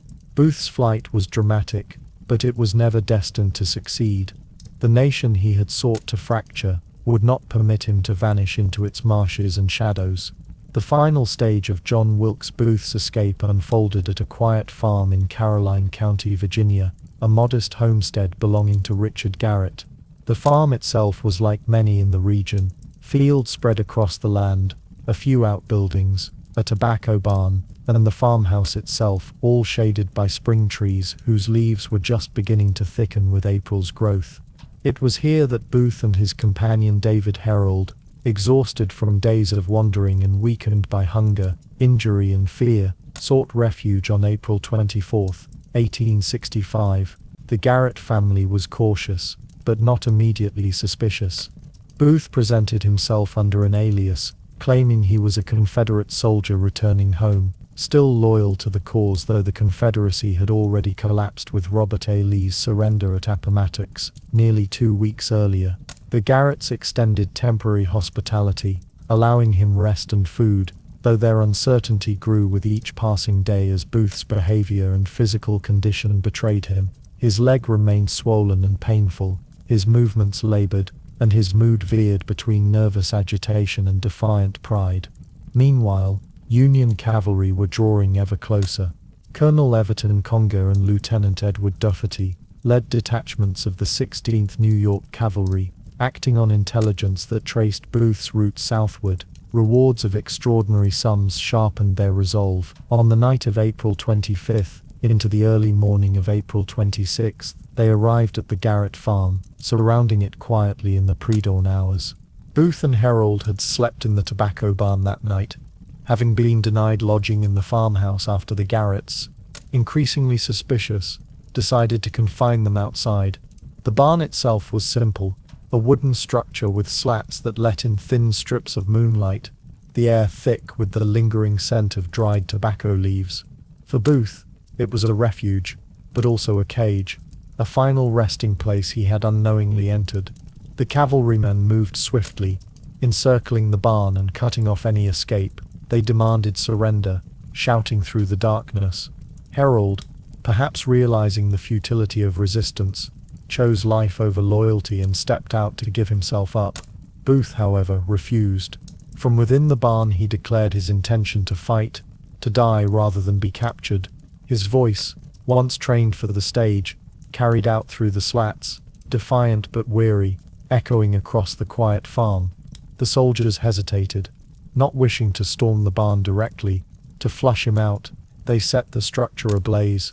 Flames licked upward, consuming dry wood and tobacco, filling the barn with smoke and light. The fire spread quickly, illuminating Booth's figure within, armed, limping, silhouetted by the growing inferno. It was a tableau at once theatrical and tragic. The actor's final stage set alight, his performance one of defiance in the face of certain death. As the fire roared, Booth moved restlessly, his options dwindling. Accounts differ in detail, but most agree he raised his weapon, determined to sell his life dearly. In the confusion, Sergeant Boston Corbett, peering through a gap in the barn's wall, fired a single shot. The bullet struck Booth in the neck, shattering his spine and dropping him instantly. He collapsed inside the burning barn, paralyzed, his once commanding body reduced to immobility. The soldiers dragged him out into the night air, away from the encroaching flames. Booth lay on the ground, gasping, unable to move his limbs, the firelight casting flickering shadows across his face.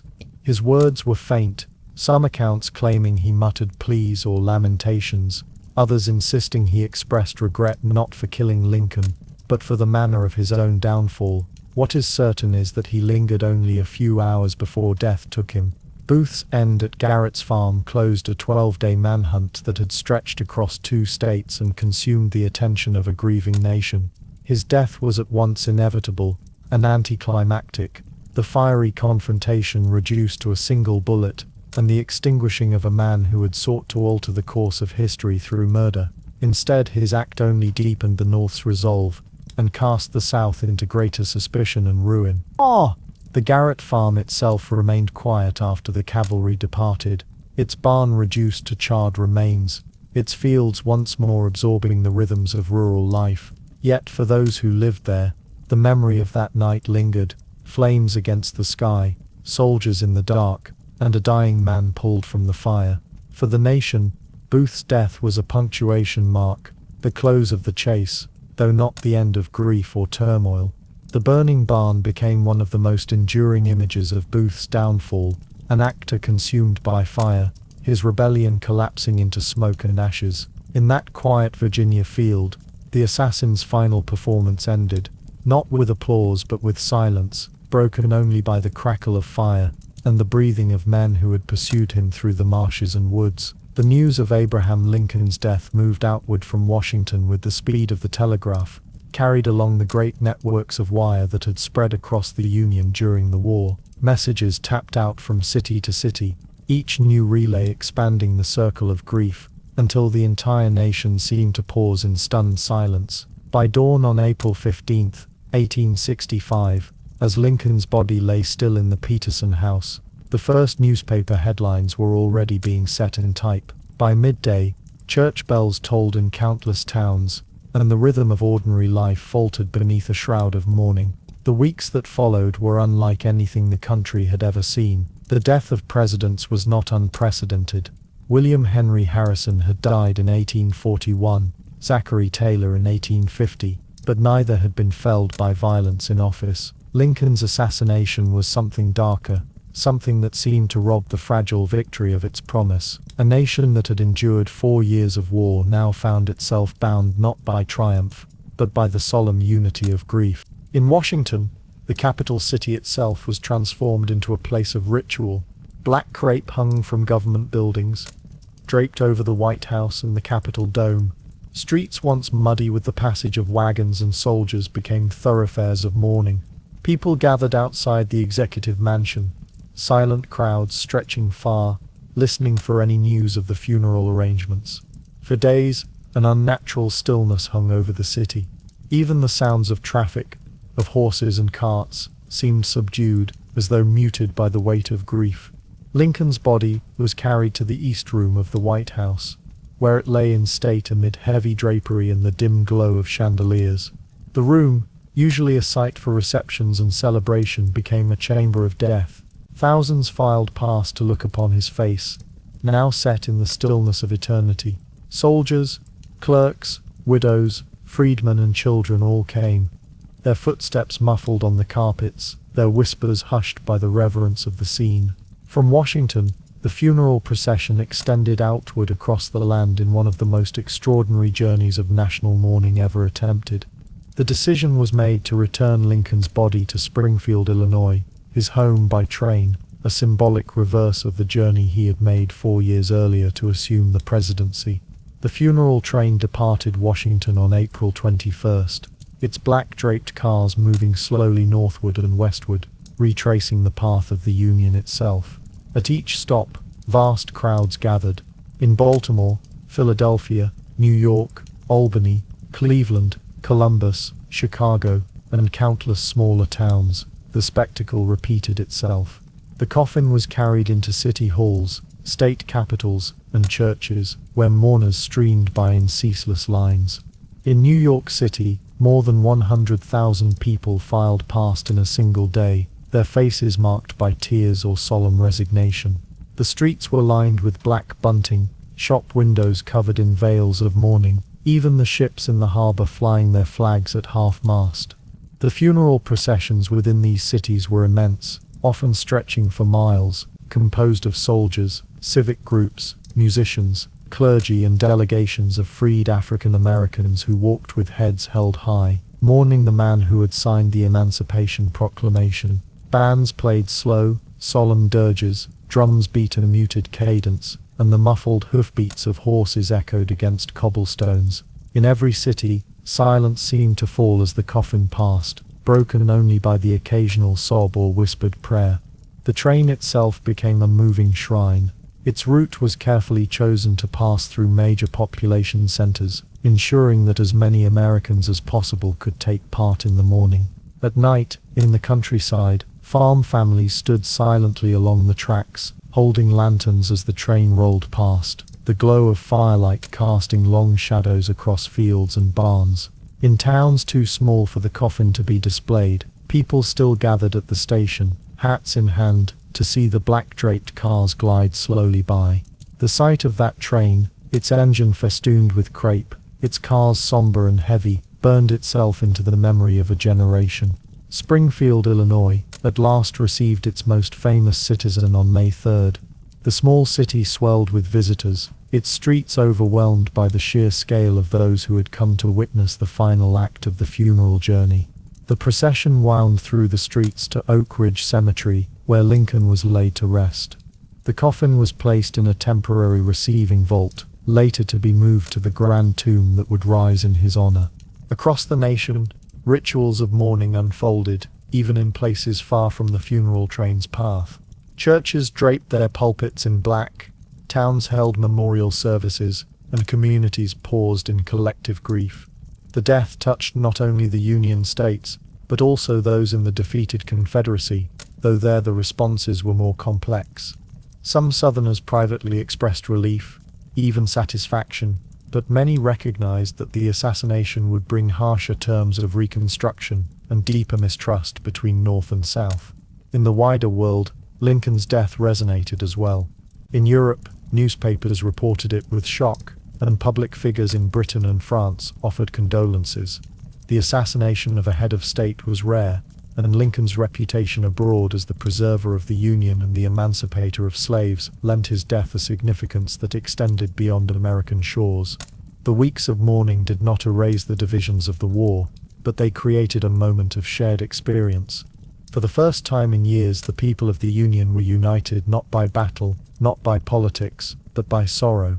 The sight of immense crowds standing silently, of cities draped in black, of farmers with lanterns at midnight, all became part of the national memory, woven into the story of a republic that had lost its leader at the very moment it seemed poised to heal.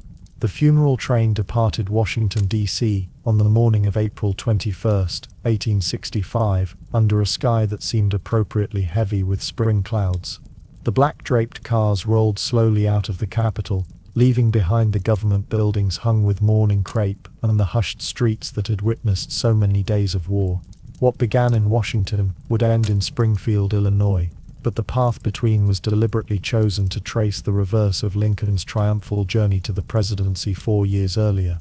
It was to be not a swift return, but a long pilgrimage of grief, so that as many Americans as possible might look upon their fallen president one final time. The train itself was a solemn sight. The engine bore black bunting, its iron frame softened by swaths of crepe. Behind it were several cars, but the one that mattered most was the United States, a special railroad car, originally constructed for presidential travel, now converted into a rolling catafalque. Within it, Lincoln's coffin lay in state alongside that of his young son Willie, who had died 3 years earlier in the White House. The symbolism was unavoidable, father and child together, bound by loss, traveling home to rest. At every station, crowds awaited. The telegraph had spread the schedule widely, and word of the train's approach passed swiftly along farm lanes and city streets. People gathered long before dawn, clutching lanterns or candles, lining the tracks in silence. In small towns, the train did not always stop, but even then, families stood at the edge of fields or climbed fence posts for a glimpse of the slow procession. Hats were removed, heads bowed, and in the dim light of the passing cars, faces could be seen illuminated by grief. The great cities brought out multitudes. In Philadelphia, Lincoln's body lay in Independence Hall, the same chamber where the Declaration of Independence had been signed. More than 85,000 people filed past in a single day, their steps echoing against the historic walls, their gazes fixed on the still figure of the man who had preserved the Union. Outside, tens of thousands more waited in lines that stretched for blocks, undeterred by chill winds or long hours. New York City witnessed perhaps the most massive outpouring. On April 24th, the coffin was carried through the streets in a grand procession. Black drapery hung from windows and awnings. Shopkeepers veiled their goods, and even the ships in the harbor lowered their flags. Broadway became a corridor of mourning, its buildings covered in somber fabric, its pavements crowded with an estimated 150,000 mourners who viewed the body, while perhaps 1 million more stood along the route of the procession. Bands played dirges, drums beat muffled rolls, and regiments marched slowly in step, their bayonets glinting dully in the muted light. For a city accustomed to noise and bustle, the silence was uncanny, broken only by the measured sounds of grief. Albany, Buffalo, Cleveland, Columbus, Indianapolis, and Chicago each became stages of mourning in turn. In Cleveland, the coffin was displayed outdoors beneath a canopy, where more than 100,000 people passed by in a single day, despite cold winds sweeping off Lake Erie. In Chicago, Lincoln's adopted city, the grief was personal and acute, for it was here that his career had risen from obscurity to prominence. The streets overflowed with mourners, the air thick with the smell of spring flowers laid upon the coffin, yet it was often in the countryside, far from the processions, that the most haunting scenes occurred. In the dead of night, the train would slow as it passed through rural towns, the whistle echoing across dark fields. Farmers and their families stood beside the tracks, holding lanterns, their small lights casting a warm glow against the endless black. In some places, entire villages lined the rails, their candles flickering like constellations. No words were spoken. The people simply stood, watching the train pass, offering silent farewell to a president who had never visited their homes, but whose hand had touched their lives. Inside the funeral car, the coffin was guarded constantly, draped in flowers and flags. Clergy and officials accompanied the journey, their faces marked by exhaustion from endless ceremonies. The air grew heavy, with the scent of cut flowers, mingling with the odors of wood, iron and oil from the rails. The steady rhythm of the train's wheels seemed itself a dirge, a slow mechanical heartbeat, carrying Lincoln back to Illinois. On May 3rd, the train at last reached Springfield, the small Midwestern city that had once been Lincoln's home. The journey had taken nearly 2 weeks, crossing more than 1,600 miles, and touching millions of mourners. Springfield had prepared itself for this final homecoming. Streets were carpeted in flowers, homes and storefronts veiled in black, and citizens from across the state crowded in such numbers that the town seemed to burst beyond its capacity. The funeral procession in Springfield was immense yet intimate, filled with soldiers, bands, civic organizations, and delegations of African Americans who marched with pride and sorrow. The coffin was borne through the streets to Oak Ridge Cemetery, where it was placed in a receiving vault, awaiting the tomb that would later rise in its honor. For Springfield, the return was both an ending and a beginning, the end of Lincoln's earthly journey, and the beginning of his transformation into a figure of memory, myth, and national reverence. The funeral train was not merely a mode of transport, it was a moving symbol, a black-clad thread stitching together the grief of a nation. Each stop, each line of mourners, each candle held in the night became part of a shared experience, an act of collective remembrance. For weeks the United States, so recently torn by war, was united in sorrow, watching together as the train bore away the man who had held the Union together at its breaking point. In the weeks after John Wilkes Booth was cornered and killed at Garrett's Farm, the country's grief remained raw, but grief quickly gave way to a different demand: justice. The assassination of Abraham Lincoln had not been the act of a lone gunman. From the earliest hours of April 15th, Secretary of War Edwin Stanton and his agents believed there had been a wider conspiracy, a network of accomplices who had helped Booth and who must be brought to account. The investigation moved quickly. Soldiers and detectives swept through Washington, Maryland, and Virginia, making arrests, interrogating witnesses, and collecting evidence. Within days, several of Booth's closest associates were in custody. Among them were Lewis Powell, who had brutally attacked Secretary of State William Seward in his home on the same night Lincoln was shot; George Atzerodt, who had been assigned to assassinate Vice President Andrew Johnson but had lost his nerve; and David Herold, Booth's companion during his flight. Captured at Garrett's farm after surrendering before Booth's death, Mary Surratt, the widowed owner of a Washington boarding house that had served as a meeting place for the conspirators, was arrested as well. The decision was made to try the accused before a military commission, rather than in a civilian court. Stanton and other officials argued that the assassination was not merely a crime, but an act of war, part of a larger Confederate plot to decapitate the Union government. President Andrew Johnson, who had assumed office upon Lincoln's death, approved the tribunal. Critics would later debate whether the use of a military commission compromised the fairness of the trials, but in that moment, the desire for swift and certain punishment outweighed all other concerns. The trial began on May 9, 1865, in a specially prepared courtroom in the Old Arsenal Penitentiary in Washington. The defendants, Powell, Atzerodt, Herold, Mary Surratt, Samuel Arnold, Michael O'Laughlin, Edmund Spangler, and Dr. Samuel Mudd, were brought before the commission of 9 Union generals. Their faces told the story of desperation, Powell still bearing the marks of his violent struggle in Seward's house, Atzerodt visibly broken and nervous,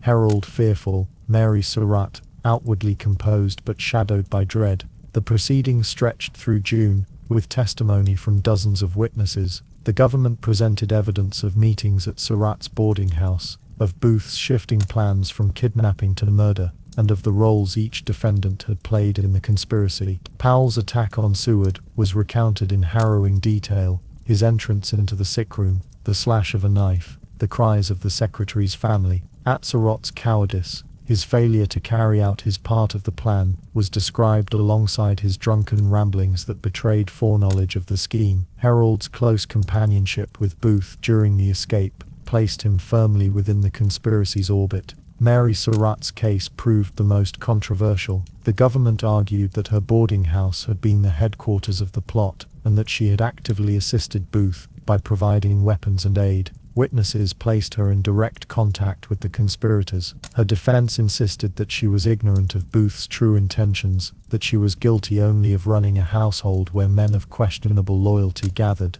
Yet in the charged atmosphere of 1865, her protestations fell on unsympathetic ears. Dr. Samuel Mudd, who had treated Booth's broken leg in the early hours after the assassination, claimed he had not known who his patient was. His defenders argued that any physician would have done the same, bound by duty to treat the injured, but the prosecution painted him as a Confederate sympathizer, who knowingly aided Booth's flight. His case, like Surratt's, revealed how thin the line was between complicity and circumstance in the fevered judgment of the time. On June 29th, after weeks of testimony and argument, the tribunal rendered its verdicts. 4 defendants, Powell, Atzerodt, Herold, and Mary Surratt, were sentenced to death by hanging. 3 others, Mudd, Arnold, and Spangler, received prison sentences, with Mudd's imprisonment for life at Fort Jefferson in the Dry Tortugas. Michael O'Laughlin, sentenced as well, would die of disease in prison in 1867. The executions were carried out swiftly. On July 7, 1865, a gallows was erected in the yard of the Old Arsenal Penitentiary. Under the oppressive summer sun, the 4 condemned were led forward, their faces pale, their movements slow. Mary Surratt, the first woman ever executed by the federal government, maintained her innocence to the end, supported by priests who accompanied her to the scaffold. Powell, silent and unrepentant, mounted the steps with grim composure. Atzerodt trembled and wept, undone by fear. Herold, still young and frail, clutched at the support of the guards. The crowd of officials, soldiers, and witnesses stood in heavy silence as the nooses were placed, the ropes adjusted, the white hoods drawn. At the signal, the trap was sprung, and 4 lives ended in an instant. The bodies hung for 20 minutes in the summer air, the final act of a national drama that had begun in the flickering light of Ford's Theatre. The surviving conspirators were carried off to imprisonment, their names fading slowly from public attention, even as debates over their guilt continued. Samuel Mudd would eventually be pardoned in 1869, after years of harsh confinement, though his name would forever carry the association with Lincoln's assassin. The fate of the conspirators revealed a nation's determination not merely to mourn, but to punish, to restore a sense of order through deliberate procedure, however harsh. The trials and executions were more than acts of justice. They were acts of reassurance to a grieving country. By punishing those who had conspired with Booth, the government sought to demonstrate that the Union remained strong, that chaos would not prevail, and that the murder of a president would not go unanswered. Yet the severity of the tribunal, particularly in the case of Mary Surratt, left questions that echoed through the years whether justice had been tempered by vengeance, and whether fairness had been sacrificed to the urgency of the moment. Still, in July 1865, what mattered most was closure. The gallows at the arsenal provided it, grimly but unmistakably. The conspirators' lives ended, and with them, the final chapter of Booth's plot. For the Union, there could now be no doubt. Lincoln's assassins had been punished, and the nation could turn its weary gaze toward Reconstruction, carrying grief into the uncertain future. When the echoes of April 1865 finally subsided, the last funeral trains halted, the trials concluded, and the gallows disassembled, what remained was a silence, a subdued quiet that stretched across the American landscape. In that quiet, Abraham Lincoln ceased to be merely a president, and became something different, something more enduring. His assassination, violent and sudden, sealed him into memory, not only as the leader who had presided over the end of the Civil War, but as a martyr, a symbol of both loss and promise, a figure whose absence was as instructive as his presence had been. The shaping of Lincoln's memory began almost immediately. In sermons delivered in the weeks after his death, ministers spoke of him in biblical tones, comparing his sacrifice to that of Moses, who had led his people to the edge of the promised land, but had not lived to enter it. Newspapers, which only days before had criticized him harshly, now printed long tributes, describing him as kind, steady, and humble, a man who bore the nation's burdens with patience and moral clarity. His rough-hewn features, once mocked, were now revered as emblems of honesty and resilience. This transformation was not accidental. It was the natural course of grief in a fractured country desperate for meaning. Lincoln's assassination allowed Americans North and South alike to interpret his life through the lens of his death. For Unionists, he became the martyr to liberty and union, the man who had given his life to preserve the nation. For some in the defeated South, his death was framed less as justice than as a cosmic misfortune, a loss that perhaps had deprived them of the one leader who might have shown mercy during Reconstruction. The physical spaces connected to his death became monuments in themselves. Ford's Theatre, closed after the assassination, and later repurposed as government office space, eventually returned to the role of memorial, a building where the shadows of that night remained palpable. Across the street, the Petersen House, where Lincoln died, became a site of pilgrimage, its rooms preserved in the heavy stillness of morning. These places, modest in size, stood as touchstones for a memory that was vast. Over the decades, Lincoln's image solidified into the national conscience. Statues rose in town squares. His name was etched into schools, streets, and counties. In 1922, the dedication of the Lincoln Memorial in Washington, D.C. formalized his place in the American pantheon. The colossal seated figure, carved in marble, presented Lincoln not as a man in motion, but as a presence beyond time, gazing outward with solemn calm. Beneath its dome, generations have walked in silence, feeling the weight of both his leadership and his death. Yet the legacy of April 14, 1865 was not simply about the elevation of Lincoln. It was about the permanence of assassination in the American political imagination. His murder was the first killing of a U.S. president, and it left behind the unsettling knowledge that even the nation's highest office was not immune to violence. The shock of that revelation lingered, shaping the way Americans understood both politics and security in the decades to come. Lincoln's martyrdom also influenced the trajectory of Reconstruction. In the wake of his death, the gentle outlines of reconciliation he had hinted at in his final speeches, his call for malice toward none, with charity for all, were replaced by the harsher policies of a nation still inflamed by war.